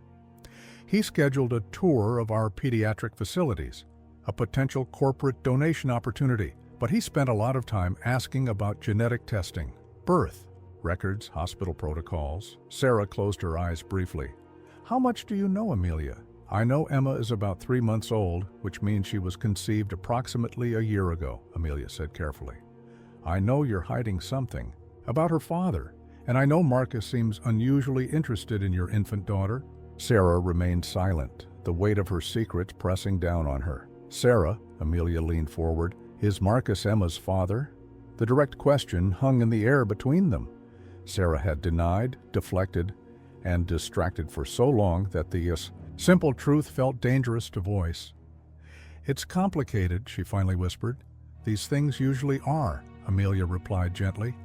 "But he's clearly suspicious. And from what I've seen of Marcus Blackwood, He's not a man who gives up when he wants answers. Sarah nodded, the reality of her situation becoming clearer by the day. The careful separation between her past and present was eroding the truth about Emma inching closer to the surface with each passing interaction. "What are you going to do?" Amelia asked. Sarah stared out the window at the city skyline, the same view she'd once admired from Marcus's office during their brief, unexpected connection. A single night of vulnerability that had produced Emma. "I don't know," she admitted, "but I'm running out of time to decide." The inevitable confrontation came on a rainy Friday evening. Sarah had stayed late to complete her analysis of Gordon's offshore accounts, a complex web of shell companies and disguised transactions. The child care center had already closed, with Amelia volunteering to take the girls for the evening so Sarah could finish her work. She was gathering her things when Marcus appeared in her doorway, his expression unreadable. "Do you have a minute?" Sarah nodded, tension immediately tightening her shoulders. Something about his tone warned her that this wasn't about work. He closed the door behind him and took a seat across from her desk. For a long moment, he simply studied her, as if trying to solve a complex equation. "I received an interesting call today," he finally said, from Dr. Helen Chen at Memorial Hospital. Sarah's hand still on the papers she'd been organizing. Dr. Chen was Emma's pediatrician. "She apologized for the confusion regarding Emma's medical records," Marcus continued. "Apparently there was some mix-up with the birth certificate information." Sarah maintained her professional expression with effort. "I'll need to follow up with her office. Thank you for letting me know." "That's not why I'm here, Sarah." Marcus leaned forward, his gaze direct. "Dr. Chen mentioned something interesting. She said Emma was born on February 3rd of this year." "Yes," Sarah confirmed cautiously. "I believe I mentioned that before." "You did?" Marcus nodded. "Which means she was conceived in early May of last year." Sarah said nothing, her heart hammering. "May 7th, to be precise," Marcus continued, "the night of the Jenkins acquisition celebration." The date hung between them like a live wire. Sarah remembered it with painful clarity. The company's biggest acquisition to date, the champagne flowing freely, the entire executive floor transformed for the celebration. And later, the unexpected moment of connection with Marcus in his office, both of them vulnerable after the intensity of the deal, both seeking comfort in a way neither had anticipated. "You left the company 5 years ago," Marcus said quietly. "Yet somehow, you were at that celebration." Sarah finally found her voice. "I wasn't at the celebration." "No," Marcus agreed, "but you were in the building. Security logs show you entered at 10:37 p.m. using an ID badge that should have been deactivated years earlier. You went directly to my office and left 2 hours later." Sarah closed her eyes briefly. She should have known the security system would have records, should have anticipated that this moment would eventually come. "Why were you there, Sarah?" Marcus asked, his voice softer now. "I needed closure," she admitted. 5 years of being blacklisted, of struggling to survive, of losing everything I'd worked for. I needed to face you, to make you understand what you'd done. But you didn't. You never came to my office during the party." "I stood outside your door for 20 minutes, Sarah said, the memory still vivid. "I could hear the celebration, could picture everyone congratulating you on the acquisition. I nearly left." "What changed your mind?" Sarah met his gaze directly. "I heard you arguing with Gordon about discrepancies in the acquisition financials, about numbers that didn't add up. You sounded different. Not the confident CEO, but someone who suspected they'd been deceived." Marcus's expression shifted with recognition. "I remember that argument. Gordon had misrepresented some of the target company's assets. I was furious. He left, and you stayed in your office," Sarah continued. "When I finally gathered the courage to knock, you were standing at the window with a glass of whiskey looking lost," Marcus finished for her. "I felt like I was losing control of my own company." "You were surprised to see me," Sarah said softly. "Shocked, actually. I thought you were a hallucination at first," Marcus admitted. "The assistant I'd wrongfully fired suddenly appearing in my office 5 years later," Sarah nodded. "You asked why I was there. I told you I needed answers, needed to understand why you destroyed my career without even giving me a chance to defend myself, and I had no good answer, Marcus said quietly, because there wasn't one. The rain pattered against the windows, filling the silence between them, as they both remembered what had followed, the raw honesty of their conversation, the gradual lowering of defenses, the unexpected discovery that 5 years had changed them both in fundamental ways. We talked for hours, Sarah said, about the company, about Gordon's behavior, about how isolated you'd become at the top. You were the only person who ever spoke to me like a human being instead of a power source, Marcus observed. Even that night, angry as you were, you saw me clearly. Sarah looked away, unable to bear the intensity of his gaze. We were both vulnerable. Both had too much to drink. What happened? It was a mistake. Was it? Marcus asked simply. The question caught her off guard. Of course it was. I left before you woke up. We never spoke of it again. Because you disappeared, Marcus pointed out. You used a defunct ID badge to enter the building, paid cash for the rideshare service, left no trail for me to follow. I got what I came for, Sarah said stiffly. Closure. And something else, apparently. Marcus's tone was careful, measured. Emma was born almost exactly 9 months after that night. There it was, the accusation wrapped in simple chronology. Sarah felt cornered, trapped by the truth she'd been avoiding for months. Is she mine, Sarah? Marcus asked directly. The question hung in the air between them, unavoidable now. Sarah had rehearsed this moment in her mind countless times, had prepared arguments and deflections. But faced with the reality, she found herself unable to maintain the lie. Yes, she whispered. Emma is your daughter. Marcus exhaled slowly, as if he'd been holding his breath. Though he must have suspected, having the truth confirmed visibly affected him. He stood abruptly, pacing to the window and back. Why didn't you tell me? His voice was controlled, but Sarah could hear the emotion beneath it. When would I have told you? Sarah challenged. The morning after, when I realized I'd slept with the man who destroyed my career? Weeks later, when I discovered I was pregnant? With no way to contact you that wouldn't be blocked by your assistants? Or perhaps when I was working 3 jobs and could barely afford prenatal vitamins? Marcus flinched at each question. You could have found a way. A letter, a message through a mutual acquaintance, something. To what end? Sarah asked wearily. You had made it abundantly clear 5 years earlier that you considered me a criminal. Why would I entrust my child to someone who thought so little of me? Because regardless of what I thought of you, Emma deserved to know her father, Marcus countered, and I deserved to know my daughter existed. Sarah had no answer for that. The weight of her choice to keep Emma's paternity secret pressed down on her with new heaviness. What happens now? She finally asked. Marcus returned to his chair, his expression shifting from shock to determination. Now we figure out how to move forward, for Emma's sake. Sarah arrived home to find Amelia and the girls watching a Disney movie in the living room of her new apartment. Lily was engrossed in the film, while Emma dozed in Amelia's arms. Everything okay? Amelia asked, immediately sensing Sarah's distress. Despite her attempt to appear normal, fine, Sarah replied with a forced smile. Just a long day. Amelia raised an eyebrow, but didn't press the issue in front of Lily. I fed them dinner. Emma had her bottle about an hour ago. Thank you, Sarah said, genuine gratitude in her voice. I don't know how I'd manage without you these days. After Lily's bedtime routine, and once Emma was settled in her crib, Sarah found Amelia waiting in the kitchen with 2 glasses of wine. Spill it, Amelia said, sliding one glass toward her. What happened? Sarah took a long sip before answering. Marcus knows about Emma. Amelia nodded, unsurprised. How did he figure it out? Security logs from the night it happened, and Emma's birth date. Sarah rubbed her temples. I should have known he'd put it together eventually. What did he say? Amelia asked gently. He wants a DNA test, Sarah replied, to confirm paternity, and he wants to be involved in Emma's life.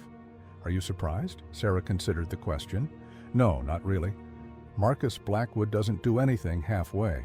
Once he knew Emma might be his daughter, he was always going to want verification and involvement. "And how do you feel about that?" Amelia pressed. Sarah stared into her wine glass, terrified, angry, relieved in a way. She looked up at her friend. "Is that strange? To feel relieved?" "Not at all," Amelia assured her.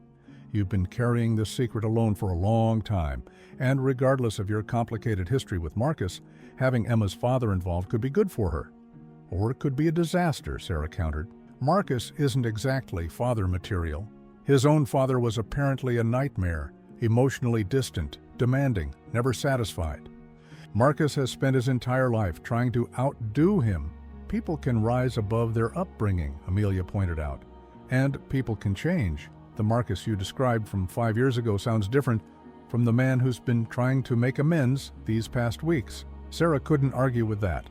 The Marcus who had offered her a job, cleared her name, and made accommodations for her children was not the same ruthless CEO who had fired her without a second thought. But was the change genuine or merely the product of guilt? "The DNA test is scheduled for tomorrow morning," Sarah said. "A private lab, very discreet. Will you take the girls, or do you want me to help?" Amelia offered. "Actually, I was hoping you might take Lily for a few hours." "I don't want her there for this. She's already too perceptive about the situation," Amelia agreed readily. "We'll have a girls' day, shopping, maybe ice cream. Keep her thoroughly distracted." "Thank you," Sarah said, reaching across the table to squeeze her friend's hand. "For everything. I don't know how I would have navigated these past weeks without you." "That's what friends are for," Amelia replied simply. The next morning, Sarah met Marcus at the private laboratory he had arranged. She carried Emma in her car seat, the baby contentedly chewing on a teething toy, oblivious to the tension between the adults. "Thank you for coming," Marcus said formally, as if they were meeting for a business appointment rather than a paternity test for their potential child. The procedure was quick and painless. A gentle cheek swab for Emma, the same for Marcus. The lab technician assured them the results would be available within 48 hours, given the rush fee Marcus had paid. As they left the facility, Marcus hesitated by Sarah's car. "May I?" he asked, gesturing toward Emma. Sarah nodded cautiously, and Marcus bent to look more closely at the baby. Emma stared back at him with solemn eyes before breaking into a sudden, gummy smile. Something in Marcus's expression shifted, a softening that Sarah had rarely seen. "She has your smile," he said quietly. "But her eyes look like yours," Sarah finished. "I know." The acknowledgement hung between them, the first time Sarah had openly admitted the physical resemblance. "I have meetings all day," Marcus said, straightening. "But I'd like to talk once the results are in, about next steps." "There might not be any next steps," Sarah cautioned. "The test could be negative." They both knew she was offering him an exit route, a final chance to walk away if he wasn't ready for the responsibility of fatherhood. Marcus met her gaze steadily. "We both know what the results will show, Sarah. I'd rather use these 2 days to plan for that reality than pretend there's still doubt." Sarah drove home with Emma, emotions churning. Part of her had hoped Marcus would take the out she'd offered, that he would distance himself from the possibility of fatherhood until forced to confront it by scientific proof. His certainty, his readiness to accept Emma even before the test. Results was unexpected. Amelia returned with Lily later that afternoon, the little girl chattering excitedly about their shopping adventure and the stuffed unicorn Amelia had bought her. Watching her daughters, Lily playing on the floor, Emma napping in her swing, Sarah was struck anew by how their lives were about to change. The next 2 days passed in a fog of anticipation. At work, Sarah maintained her professional demeanor, focusing on the Gordon investigation and avoiding being alone with Marcus. If he was similarly affected by the impending results, he hid it well, conducting business with his usual efficiency. Monday morning, Sarah arrived at her office to find an envelope on her desk, the lab's logo embossed in the corner. Marcus stood by the window, his back to her, clearly having been waiting for her arrival. "It came directly to me," he explained without turning around. "I brought it here immediately. It's unopened." Sarah stared at the envelope, suddenly afraid of its contents, despite her certainty about what it would reveal. With trembling fingers, She broke the seal and removed the single sheet of paper. The clinical language was stark and unambiguous. Probability of paternity, 98%. The test confirmed what they both had known. Marcus was Emma's biological father. Sarah sat heavily in her chair, the paper clutched in her hand. Despite having lived with this knowledge for months, seeing it scientifically verified made it suddenly, irrevocably real. Marcus finally turned from the window. "May I?" he asked, gesturing to the results. Sarah handed him the paper wordlessly. He read it quickly, his expression giving nothing away. "What do you want, Marcus?" Sarah asked quietly. "Now that you know for certain?" He carefully refolded the paper before answering. "I want to be her father, Sarah. Not just on paper, but in reality. I want to know her, to be part of her life. And how do you envision that working? Scheduled visitations? Shared custody?" "I was thinking of something more integrated," Marcus replied. "Something that would provide stability for Emma and for Lily too." Sarah tensed. "What exactly are you suggesting?" Before Marcus could answer, there was a knock at the door, followed by Vanessa's apologetic face. "I'm sorry to interrupt, but the board is waiting in the conference room. The Gordon presentation begins in 5 minutes." Marcus nodded, gathering himself visibly. "We'll continue this discussion later," he told Sarah. "Dinner, perhaps? My place with the girls? We have a lot to talk about." After he left, Sarah sat staring at the test results, the magnitude of the change ahead finally sinking in. Emma had a father now, not just biologically, but a man who intended to be actively involved in her life.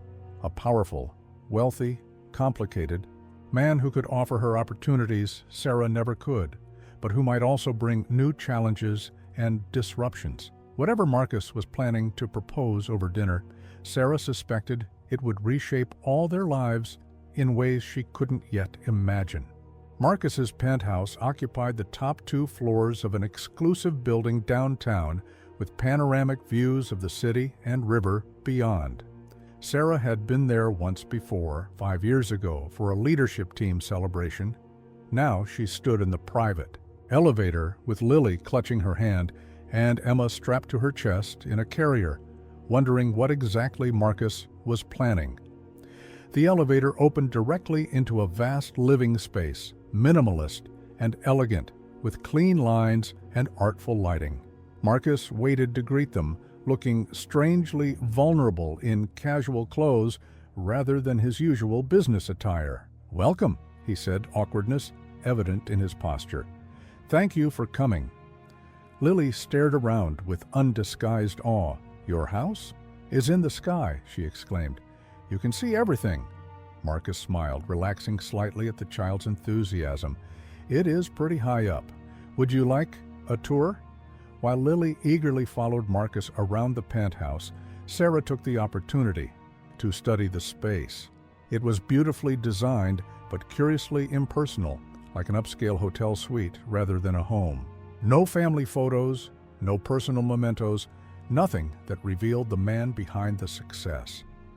When they returned, Marcus led them to a dining room where the table was set with careful attention to detail. Sarah noticed with surprise that one place included a booster seat for Lily and a state-of-the-art infant seat had been installed for Emma. "You've been shopping," she observed. Marcus nodded. "I had some help from my assistant. I wanted to be prepared." The meal that followed was catered but thoughtfully chosen. Simple foods that Lily would enjoy alongside more sophisticated options for the adults. Marcus made awkward but genuine efforts to engage with Lily, asking about her school and friends, listening attentively to her rambling answers. After dinner, a staff member appeared to clear the table. "I thought Lily might enjoy seeing the media room," Marcus suggested. "There's an entire wall of Disney movies." Lily looked to Sarah for permission, clearly eager to explore this new wonder. "Marina will stay with her," Marcus assured Sarah, indicating the staff member. "She's fully background checked and trained in childcare." Sarah nodded her consent, and Lily happily followed Marina down the hallway, already chattering about her favorite movies. "She's extraordinary," Marcus said, watching Lily go. "So articulate and confident despite everything she's been through." Children are resilient, Sarah replied, adjusting Emma in her arms. But yes, Lily is special. A moment of silence stretched between them, broken only by Emma's soft cooing sounds. Would you like me to hold her? Marcus asked hesitantly. The Ashkewa request surprised Sarah, but she carefully transferred Emma to his arms, showing him how to support her head. Marcus looked momentarily terrified, then awestruck as Emma settled against him, regarding him with curious eyes. She knows, he said softly. Somehow she knows who I am. Babies are intuitive, Sarah acknowledged. But don't read too much into it. She's generally good with strangers. Marcus smiled ruefully. Is that what I am to her? A stranger? The question hung painfully between them. For now, Sarah finally said. But that can change. Which brings us to why we're here, I assume? Marcus nodded, carefully shifting Emma to a more comfortable position. I've been thinking about how to move forward, about what's best for Emma. And what have you concluded? Sarah asked guardedly. That she deserves a stable family environment, 2 parents who are present and involved in her life. He took a deep breath. I'd like to propose a co-parenting arrangement. Sarah had anticipated this. Joint custody, scheduled visitations, something more cohesive, Marcus clarified. I've purchased a brownstone in Westwood Gardens. 5 bedrooms, a yard, excellent school district. There's a separate apartment on the ground floor with its own entrance. Sarah stared at him. You bought a house? Without consulting me? It's an investment property, Marcus backpedaled slightly. But I had Emma in mind when I chose it. My thought was that you and the girls could live in the main house, and I could use the apartment when spending time with Emma. It would provide stability for the children while allowing me to be a daily part of Emma's life. Sarah sat back, processing the proposal. So you'd maintain your penthouse, but stay at this brownstone? What? Weekends? Evenings? As often as possible, Marcus replied. I know my schedule is demanding, but I'm committed to being present for her. And for Lily? Sarah asked pointedly. She's part of this equation too. Of course, Marcus agreed quickly. Lily would have full access to the same opportunities as Emma. Same schools, same activities, everything. Sarah studied him, trying to discern his true motives. This is a very generous offer, Marcus, but it feels like you're trying to buy a ready-made family. Marcus flinched slightly, but his voice remained steady. I'm trying to do right by my daughter and by you and Lily, who are inextricably connected to her.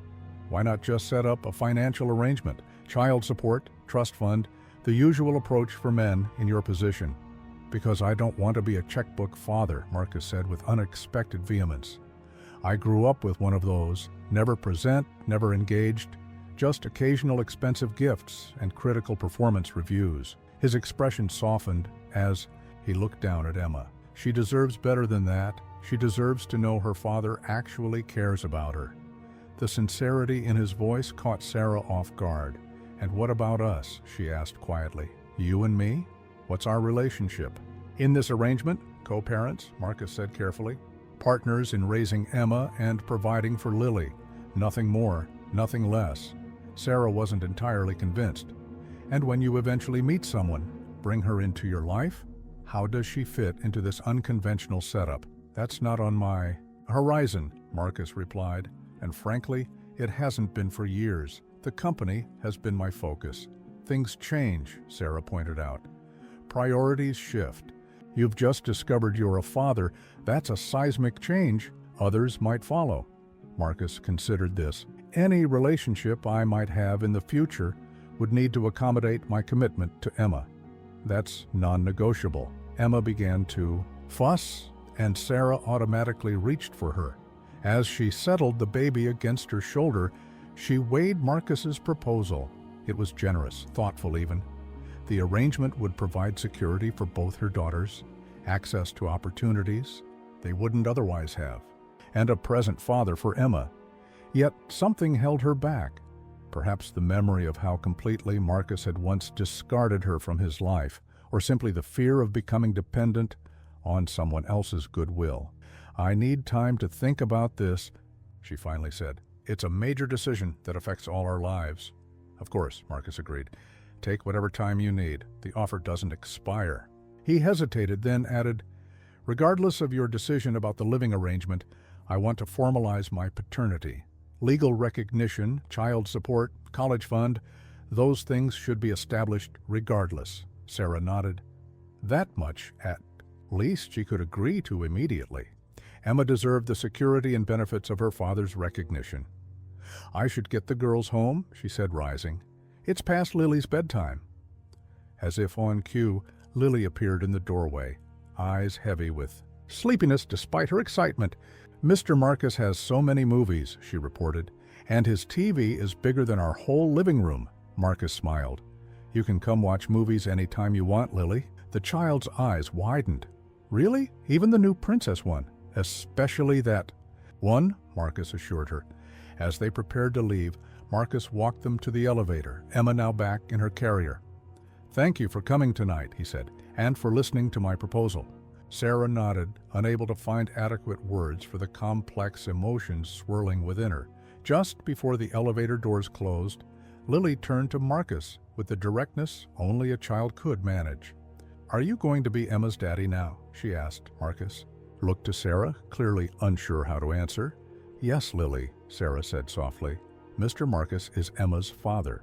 Lily considered this new information with serious concentration. "Does that mean we get to come to his sky house more often?" Despite everything, Sarah found herself smiling. "We'll see, sweetie, we'll see." As the elevator descended, Sarah caught a glimpse of Marcus's expression, a mixture of hope, uncertainty, and something that looked remarkably like longing.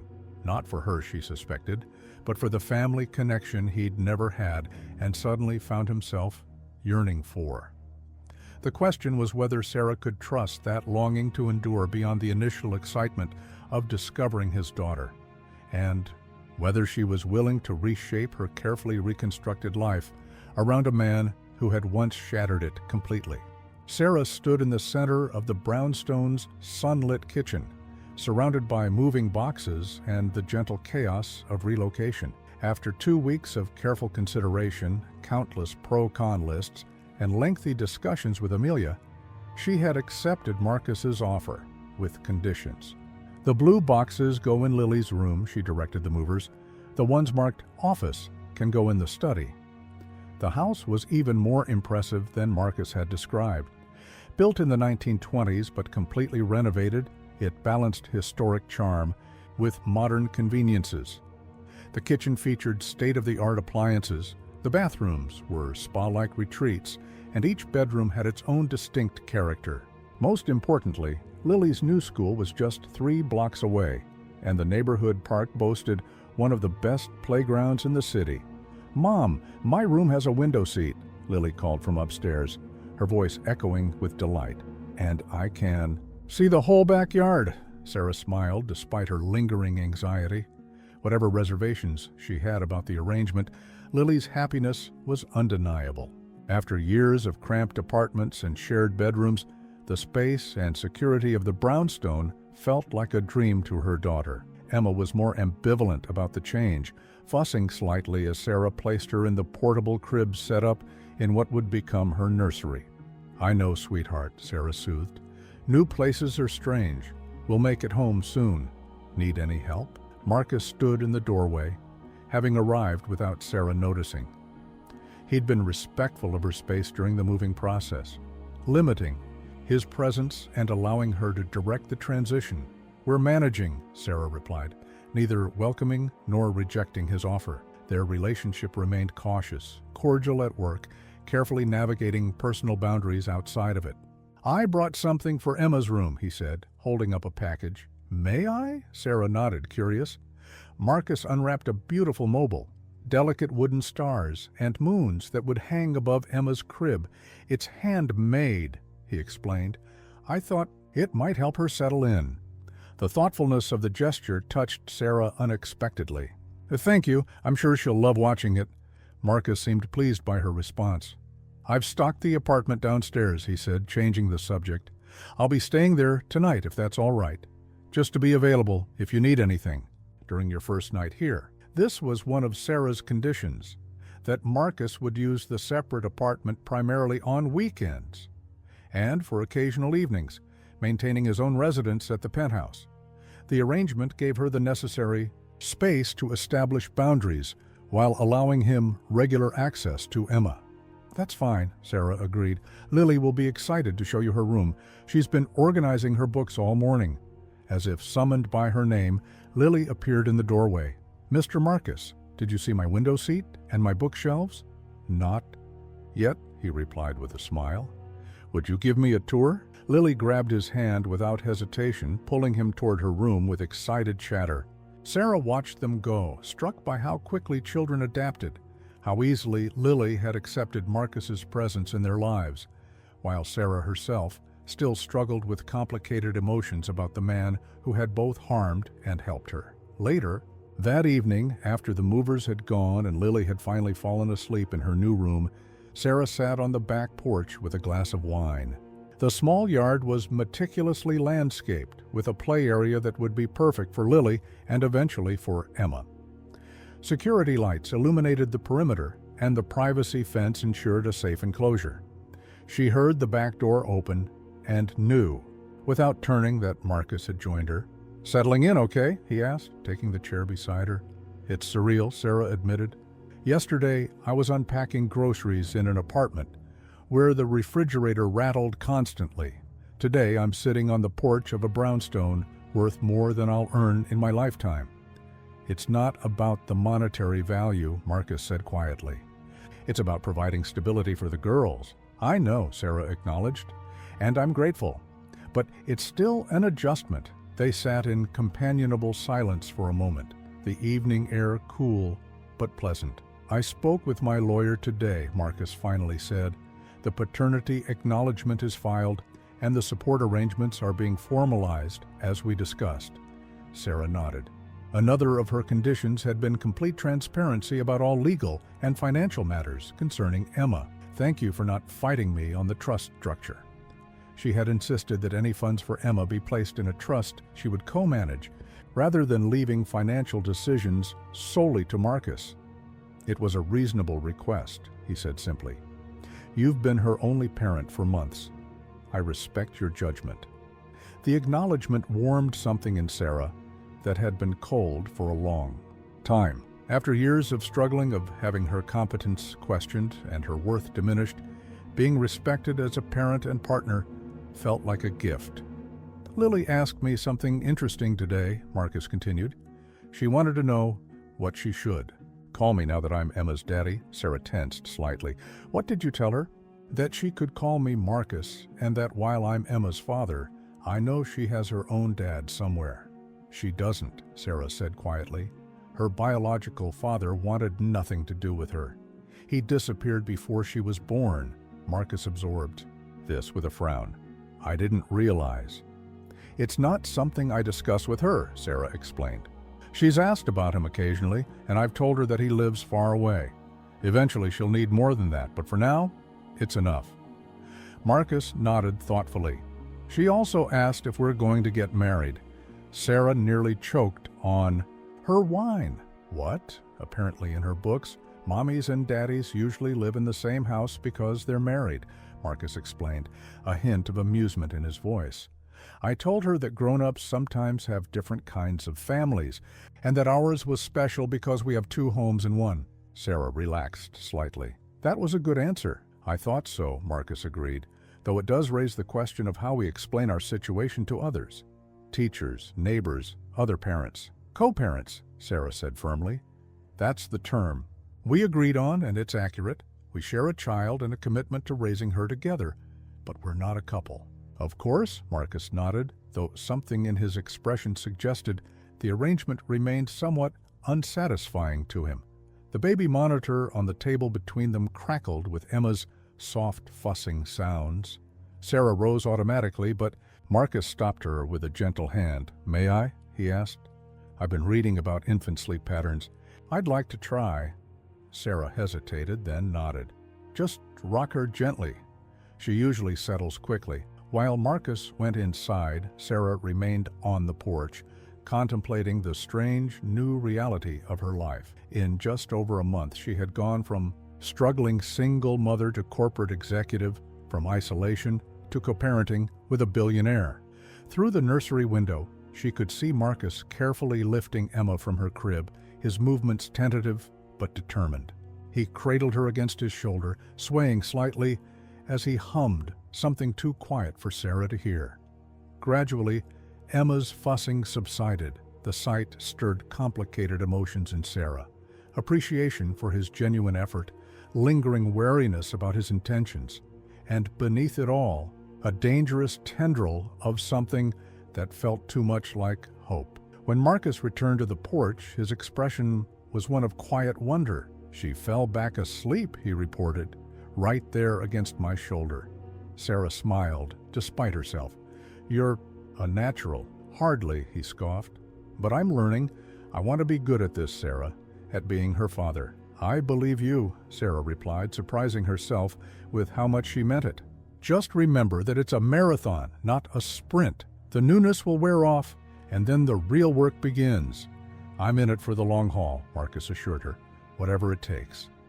As the evening deepened around them, Sarah found herself cautiously accepting the possibility that, perhaps against all odds, this unconventional arrangement might actually work. 2 months into their new living arrangement, Sarah sat in her office reviewing the final report on James Gordon's activities. The evidence was damning. A systematic pattern of corporate sabotage stretching back nearly 6 years, beginning shortly before Sarah's termination. "You've done remarkable work with this," Marcus said, scanning the comprehensive document she'd prepared for the board. "Gordon won't be able to deny any of it." "He'll try," Sarah predicted. Men like him always do. Their working relationship had found a comfortable rhythm, professional and efficient during business hours, then shifting to co-parents in the evenings and weekends. The boundaries remained clear, though occasionally Sarah caught Marcus watching her with an expression she couldn't quite interpret. "The board meeting is scheduled for Friday," Marcus continued. "I'd like you to present your findings personally." Sarah tensed. "Are you sure that's wise?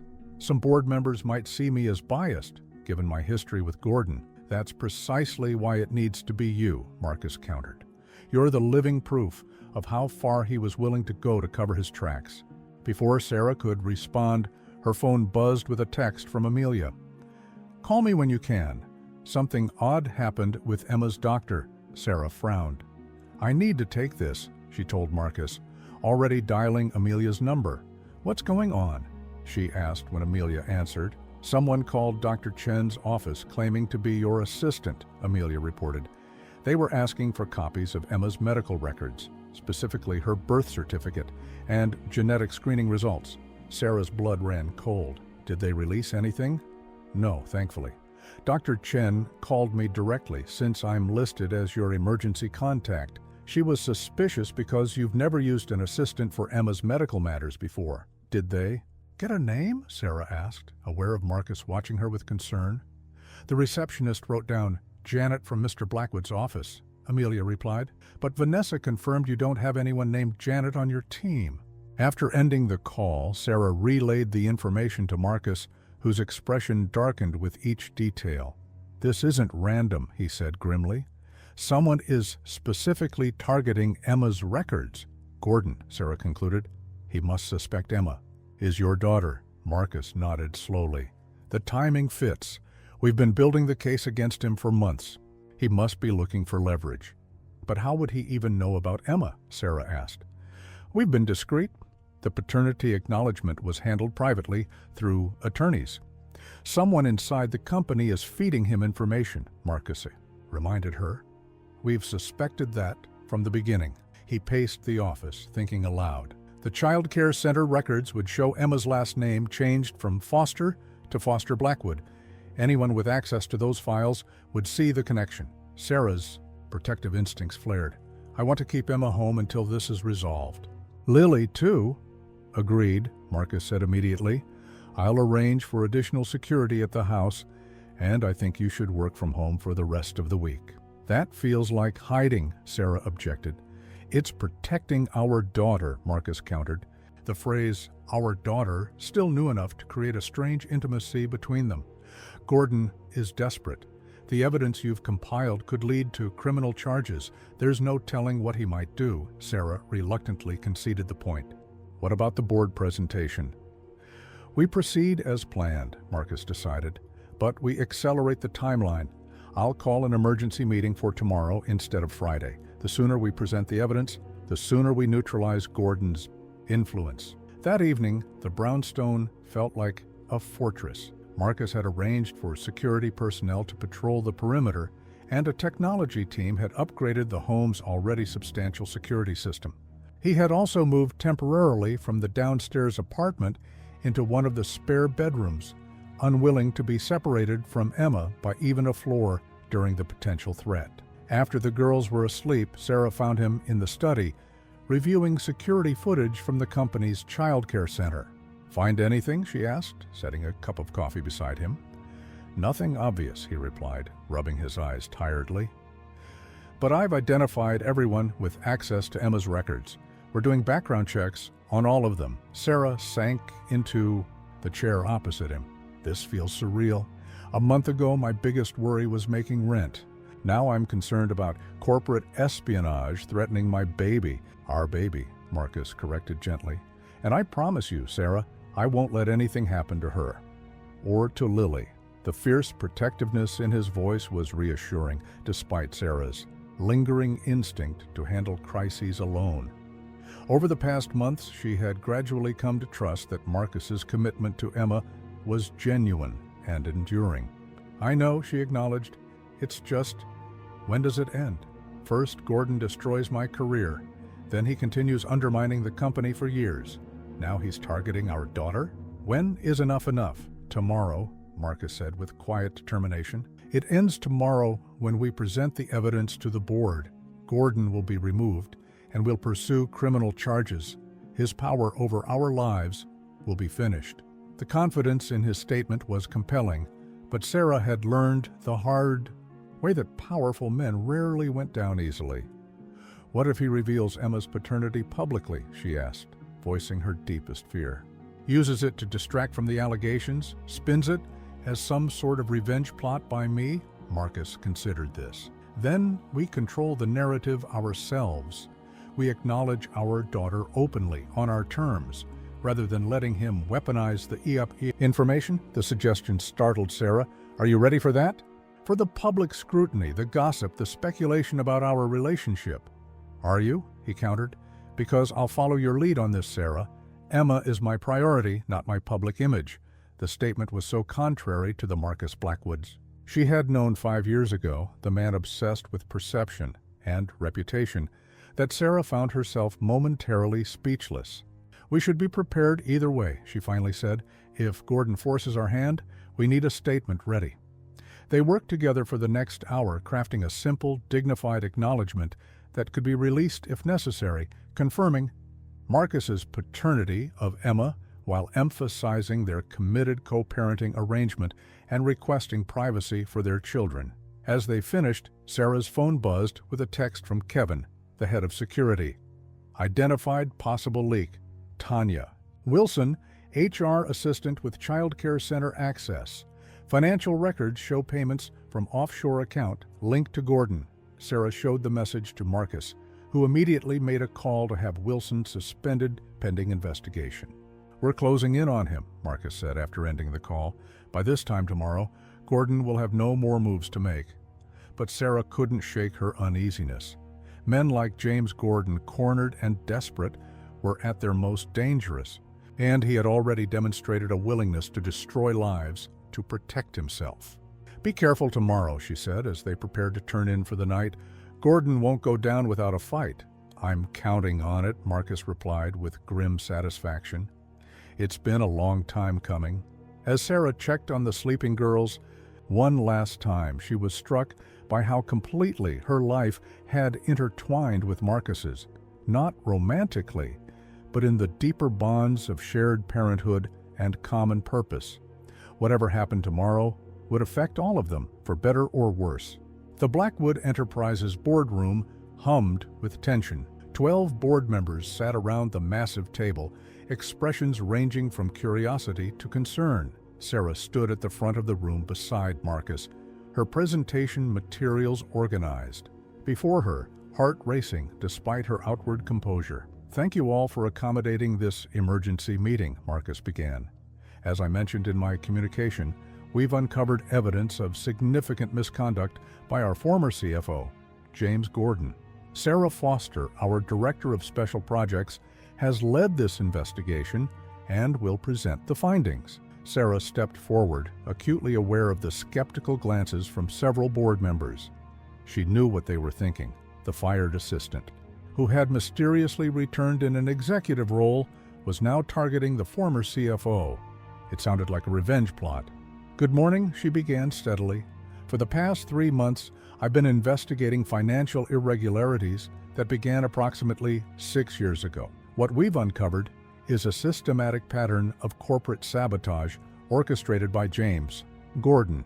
She methodically presented the evidence: the suspicious offshore accounts, the compromised bids, the server logs showing Gordon's manipulation of her credentials before her firing. With each new piece of evidence, the board members' expressions shifted from skepticism to shock. In total, we estimate Gordon's actions cost the company approximately $87 million in lost contracts and opportunities, Sarah concluded. More concerning is the ongoing security vulnerability his planted associates represent. Just as she finished, the boardroom door opened. James Gordon himself walked in, impeccably dressed and smiling confidently. "I apologize for my tardiness," he said smoothly. "When I heard about this emergency meeting, I thought my expertise might be valuable." Sarah froze, looking to Marcus in alarm. Gordon had no authority to attend board meetings since leaving the company 2 years ago. Marcus stood. "Gordon, this is a closed meeting. You are not welcome here."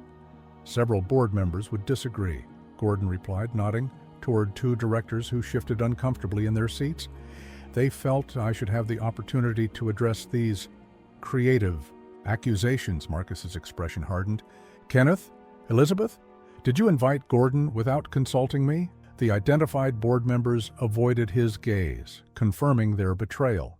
Gordon had maintained allies within the company, just as they'd suspected.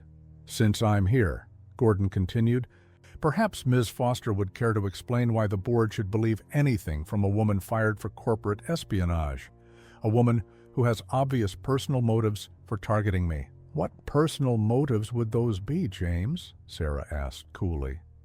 Gordon's smile turned predatory. "Come now, Sarah. Surely we can be honest with the board.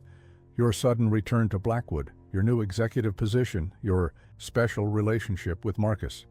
He emphasized the word with insinuation. "It's no secret you've been living together for months, or that your convenient new baby daughter bears a striking resemblance to our CEO." A ripple of murmurs spread through the room. Sarah felt her cheeks flush, but maintained her composure.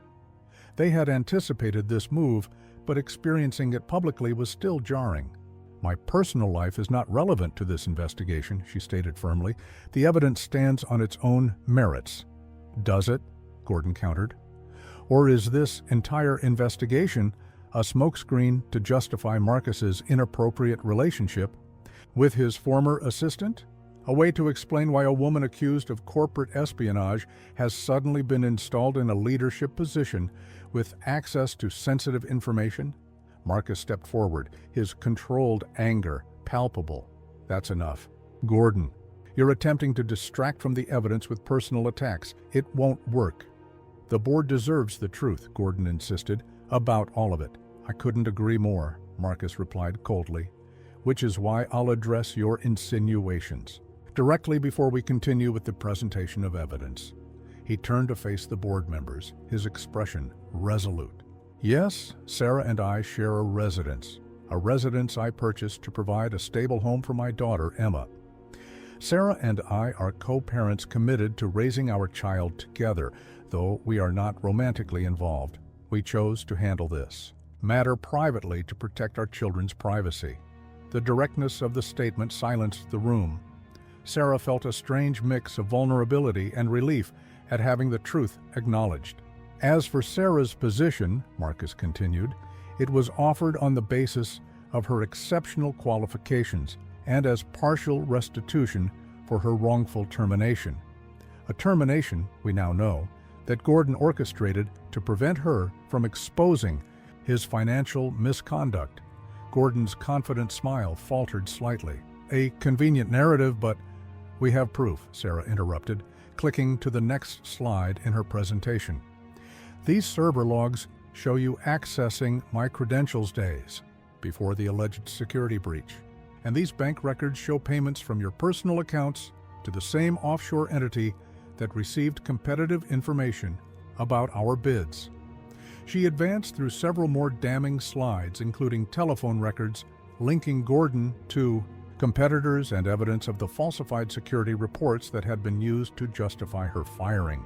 Most critically, Sarah concluded, we've identified your accomplice within the company. Tanya Wilson has provided a full statement about her role in accessing confidential information at your direction, including her recent attempts to obtain my daughter's medical records for purposes of blackmail. Gordon's facade cracked completely at this revelation. Wilson is lying, he snapped. She acted independently. Her sworn statement and corroborating evidence suggest otherwise, Sarah replied evenly. One of the board members, a distinguished woman in her 60s, leaned forward. Mr. Gordon, these allegations are extremely serious. Do you have substantive responses to the specific evidence presented, rather than personal attacks on Ms. Foster? Gordon glanced around the room, clearly recognizing that his allies on the board were wavering in the face of such comprehensive evidence. His expression hardened into something ugly. Marcus Blackwood is no better than I am, he spat. He's manipulated this company for his personal benefit for years, and now he's using it to rehabilitate his mistress's career and legitimize their bastard child. The crude attack created an immediate backlash. Several board members rose in protest, and the chairman called for order. That's enough, the chairman declared. Mr. Gordon, you will leave these premises immediately. Security will escort you out. He gestured to the guards who had appeared at the door. As Gordon was led away, still hurling accusations, Marcus turned to Sarah. His expression held apology and admiration in equal measure. I'm sorry it came to this, he said quietly. So am I, Sarah replied. But now it's over. The chairman called the meeting back to order.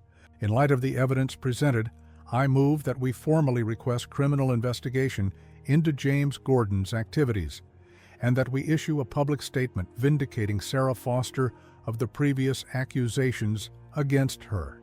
The motion passed unanimously, even the board members who had initially supported Gordon now voting in favor, eager to distance themselves from his behavior. As the meeting concluded, board members approached Sarah one by one, offering apologies and congratulations on her thorough investigation. The chairman himself shook her hand warmly. Blackwood Enterprises owes you a tremendous debt, he told her, both for uncovering this fraud and for enduring the injustice of your previous termination. I hope you'll continue to be an asset to our leadership team. Sarah thanked him graciously, though her thoughts were already turning to the aftermath. Gordon's public accusations about Emma would spread quickly through the company and beyond. Whatever privacy they had hoped to maintain for their unusual family was now compromised. As they left the boardroom, Marcus placed a supportive hand briefly on her shoulder. You were brilliant in there. We both were, Sarah acknowledged. But Gordon's accusations will be all over the business news by this evening. We're prepared for that, Marcus reminded her. The statement is ready to go. Sarah nodded, drawing strength from their shared readiness. 5 years ago, she had faced corporate disgrace alone, with no ally to stand beside her. Today, despite the public exposure of private matters, she wasn't facing the aftermath alone. It was a small comfort, but a significant one. 3 days after the board meeting, the media storm was in full swing. Business publications ran headlines speculating about the secret love child of tech CEO Marcus Blackwood. Entertainment sites published grainy photos of Sarah entering the brownstone with Emma in her arms. Social media buzzed with opinions on everything from corporate ethics to family values. Sarah sat in the brownstones' kitchen, scrolling through the coverage on her tablet while Emma napped nearby in her swing. Their carefully crafted statement had been released immediately after the board meeting, confirming Marcus's paternity of Emma while emphasizing their committed co-parenting arrangement. It had done little to stem the tide of speculation. "Anything new?" Marcus asked, entering with 2 cups of coffee. He had been working from home since the story broke, partly to help manage the situation and partly to avoid the press camped outside Blackwood Tower.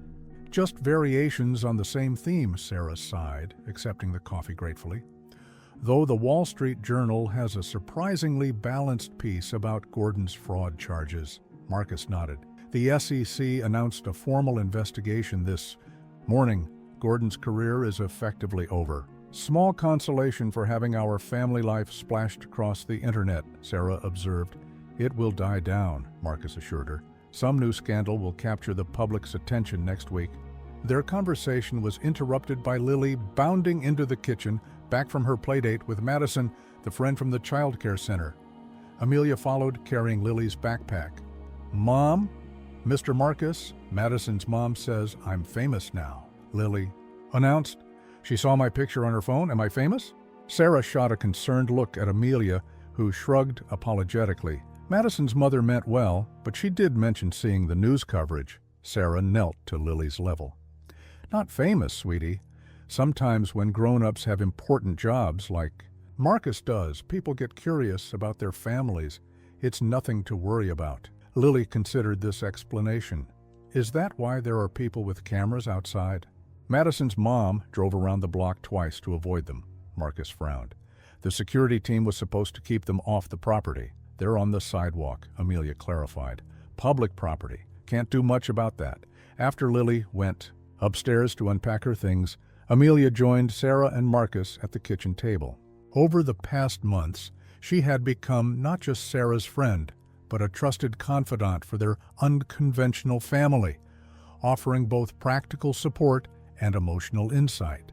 "How are you two holding up?" she asked. "It's been easier than I expected." "In some ways," Sarah admitted. "The company has been surprisingly supportive. The board's public acknowledgement of your wrongful termination helped," Marcus pointed out. "It's harder to sensationalize when the facts are clearly established." Amelia nodded thoughtfully. "And how's it been for you two, living under the same roof during all this?" The question highlighted the strange intimacy that had developed between them. With the media attention, Marcus had temporarily moved from the downstairs apartment into the main house, sleeping in the guest room for the past 3 nights. They had fallen into domestic routines, sharing meals, discussing the children's needs, presenting a united front to the outside world. "We're managing," Sarah said carefully. "Better than managing," Marcus corrected. "I think we make a good team. Something in his tone made Sarah look at him more closely. There was a warmth in his expression that went beyond their practical partnership. Amelia, ever perceptive, glanced between them. "Well, I should get going. Sarah, call me if you need anything." After Amelia left, a charged silence filled the kitchen. Emma stirred in her swing, and Marcus moved to gentle her before she could fully wake. "You're getting good at that," Sarah observed, watching him confidently adjust the baby's position. "I've had an excellent teacher," he replied with a small smile. The moment felt weighted with unspoken thoughts. Sarah busied herself clearing coffee cups, trying to sort through her conflicted emotions. These past months had revealed a different Marcus than the ruthless CEO she'd known before, a man capable of tenderness with her children, of humility in acknowledging his mistakes, of partnership rather than domination. "Sarah," Marcus said, quietly, "I think we need to talk about us." She tensed, though she'd been expecting this conversation. "What about us? This arrangement, the co-parenting, the shared home but separate lives. It made sense when we started, but now," he hesitated. "Now? What?" Sarah prompted, heart racing. "Now I find myself wanting more," Marcus admitted. "Not just for Emma's sake, or because of the public scrutiny, but for us, for you and me." Sarah set down the cups she'd been holding, needing her hands free for this conversation. "Marcus, we agreed to keep our relationship strictly about the children. That was the condition of my accepting this arrangement. I know what we agreed, he acknowledged, and I've respected those boundaries. But feelings don't always follow agreements, Sarah. Feelings? She repeated cautiously. Marcus met her gaze directly. I'm falling in love with you. Probably have been since you walked back into my life.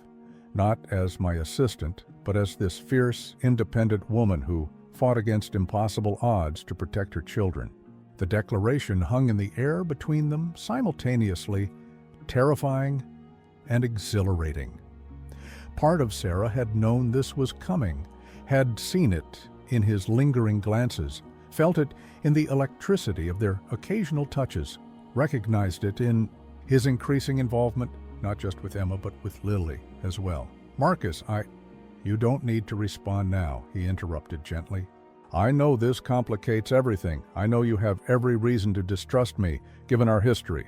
I'm not asking for promises or commitments. I just couldn't keep pretending that my feelings for you are purely platonic or practical. Sarah struggled to articulate her jumbled emotions. It's not that simple. There's too much history between us, too much potential for disaster if things went wrong, and potential for happiness if they went right, Marcus countered. I'm not the same man who fired you 5 years ago, Sarah. That man was arrogant, isolated, obsessed with control. You've seen who I am now, as a father, as a partner in raising these girls. People don't change that fundamentally, Sarah argued. Though her conviction wavered, don't they? Marcus asked softly. Haven't you? The question struck home. She had changed, from the ambitious executive assistant focused on career advancement to a mother who would do anything for her children, from someone who trusted the corporate world implicitly to a woman who had learned to fight for herself, from someone who once believed in clear hierarchies to someone navigating the messy complexity of co-parenting with a former adversary. Before she could respond, Lily appeared in the doorway. Mom, Mr. Marcus, can we have a family dinner tonight? With candles, like in the fancy restaurants? The innocence of the request, and the easy way Lily included Marcus in her concept of family momentarily silenced both adults. That sounds lovely, Lily, Marcus finally answered. I think we can. Arrange that. After Lily skipped away, satisfied with the response, Sarah and Marcus exchanged a look that acknowledged both the interruption and the conversation that would need to continue later. She sees us as a family already, Sarah said quietly. Smart kid, Marcus replied with a small smile. Maybe we should listen to her. Despite her reservations, Sarah couldn't deny the rightness she felt when the four of them were together, the sense of completeness that had been growing steadily over these months of shared parenting and domestic proximity. The question was whether she was brave enough to risk her carefully reconstructed life on the possibility that Marcus Blackwood had truly changed, and that what was growing between them could withstand both their complicated history and an uncertain future. 1 year later, the early morning sunlight filtered through the curtains as Sarah rocked Emma gently, the toddler's head resting against her shoulder. At 15 months, Emma was a bundle of determined energy, taking wobbly steps, babbling constantly, and showing a stubborn streak that made both parents laugh in recognition. Da-da-da, Emma murmured sleepily, her favorite word these days. You'll be home soon, Sarah assured her, glancing at the clock. Marcus had been in Singapore for 3 days, closing a major international deal. His text an hour earlier had confirmed. His flight had landed. So much had changed in a year. The media frenzy had eventually died down, as Marcus had predicted. James Gordon was serving time for securities fraud, his reputation and career destroyed by his own actions. Sarah's professional standing had been completely rehabilitated, her wrongful termination now a case study in corporate ethics training, but the most profound changes had been personal. After that conversation in the kitchen, interrupted by Lily's innocent request for a family dinner, Sarah and Marcus had embarked on a careful, deliberate exploration of their feelings for each other, not rushing, not forcing, but allowing the connection between them to develop naturally. Their first official date had been almost comically formal, Given that they already lived under the same roof and were raising a child together, Marcus had arranged a private dinner at an upscale restaurant, both of them awkward and uncertain in this new dynamic. "We're doing this backward," Sarah had observed with a nervous laugh. "Most people date, then have children, then move in together. Have we ever done things the conventional way?" Marcus had replied, his smile reflecting her own mixture of anxiety and hope. The sound of the front door opening jolted Sarah back to the present. Emma immediately perked up, recognizing the familiar sound of her father's arrival. "Da!" she called, out, squirming to be put down. Sarah set her on her feet, steadying the toddler as she took determined steps toward the hallway. Marcus appeared in the doorway, travel-weary but smiling, dropping his briefcase to scoop up his daughter. "There's my girl," he said, pressing a kiss to Emma's dark curls. "I missed you." "She refused to sleep until after midnight," Sarah reported. "I think she was waiting for you." Marcus's expression softened as he met Sarah's gaze. "And how about you? Did you miss me too?" "Maybe a little," she teased, stepping into his embrace. Their kiss was brief but tender, mindful of the toddler between them. "Where's Lily?" Marcus asked, following Sarah into the kitchen where coffee was brewing. "Saturday morning art class," Sarah reminded him. "Amelia took her. They'll be back around noon." Marcus settled at the kitchen island with Emma on his lap, gratefully accepting the coffee Sarah handed him. "How did the board respond to your presentation?" "Unanimously." "Approved," Sarah reported with satisfaction. "The expanded child care initiative launches next quarter. Subsidized care for all employees, regardless of position." Marcus nodded approvingly. "Your first major policy initiative as chief of staff. Congratulations." Sarah's promotion, 6 months earlier, had raised eyebrows among those who still whispered about nepotism, but her performance had quickly silenced the critics. The child care initiative was particularly meaningful, a systemic solution to the struggles she had once faced herself. "I have news too," Marcus said, bouncing Emma gently on his knee. The Singapore deal included a social impact component. "We're funding early childhood centers in underserved communities throughout Southeast Asia." Sarah smiled, recognizing his subtle transformation. The Marcus Blackwood of 6 years ago would have focused exclusively on the business advantages of the deal. Now he instinctively considered the human impact alongside the corporate benefits. "You've come a long way from the CEO who once told me that business isn't charity," she observed. "I had an excellent teacher," he replied, reaching for her hand. "Several, actually." He glanced meaningfully at Emma, then toward the stairs that led to Lily's room. Lily, now 9, had blossomed over the past year. Her initial wariness of Marcus had gradually transformed into genuine affection, especially after he began coaching her soccer team and helping with her science projects.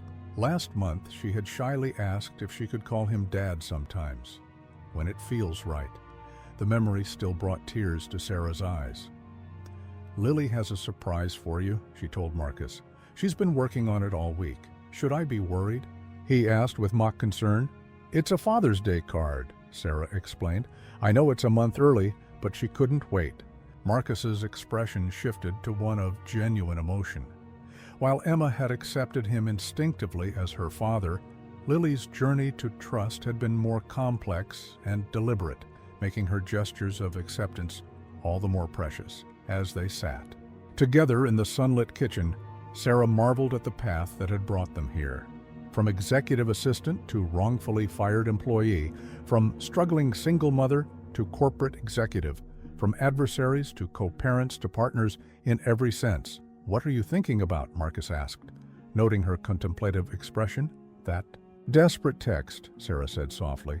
"The one Lily sent at 2:37 a.m. a year ago. How different our lives would be if she hadn't found that old phone, if she hadn't reached out to both you and Amelia." Marcus nodded, understanding immediately. One desperate message from a child, and everything changed. For the better, Sarah acknowledged, finally able to say it without qualification or doubt. Later that afternoon, as they all gathered in the backyard, Sarah and Marcus, Lily and Emma, joined by Amelia and her new boyfriend. Sarah found herself observing her family with a sense of wonder. The girls were laughing as they chased bubbles across the grass. Marcus was manning the grill with exaggerated seriousness, and Amelia was arranging plates on the patio table. Sarah's phone buzzed with a text notification. She glanced down to see a message from Lily, sent from the tablet she'd been given for her birthday. "Thank you for our family. I love you, Mom." Sarah looked up to find Lily watching her expectantly from across the yard, a shy smile on her face. She texted back quickly, "I love you too, sweetheart. More than you'll ever know." Marcus caught her eye from the grill, raising an eyebrow in silent question. Sarah smiled and crossed the yard to join him, slipping her arm around his waist. "Everything okay?" he asked.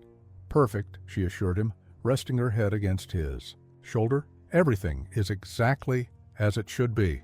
That evening, after the girls were asleep, Sarah found Marcus in the study, looking through old photographs. He had been gradually digitizing family pictures, not just recent ones of Emma and Lily, but older photos from his own childhood and from Sarah's past. "Found something interesting?" she asked, settling beside him on the couch. "This," he said, showing her a photo she hadn't seen in years. It showed Sarah at her Blackwood Enterprises orientation, standing nervously beside a younger, more severe-looking Marcus. "Our beginning. Who would have thought we'd end up here?" Sarah studied the photo, remembering that day. Her excitement at landing the prestigious position, her determination to impress her demanding new boss. "We took the scenic route," she observed dryly. Marcus laughed, setting the photo aside to pull her closer. Was it worth it? All the detours and wrong turns? Sarah considered the question seriously. The pain of her firing, the years of struggle, the fear and uncertainty, balanced against the joy of her daughters, the professional validation of her current position, and the deep, sustaining love she had found with the man beside her. "Yes," she said simply, "every step led us here. I wouldn't change any of it." Marcus kissed her softly, a promise and a confirmation wrapped in one tender gesture. "Neither would I." As they sat together in the quiet house, surrounded by the evidence of their shared life, Sarah thought again of that desperate text message that had started everything. A child's plea for help, sent into the darkness with no way of knowing who might answer or how completely that answer would transform all their lives. Full circle, she thought. From crisis to completion, from desperation to joy, from a wrong number text to a family made whole.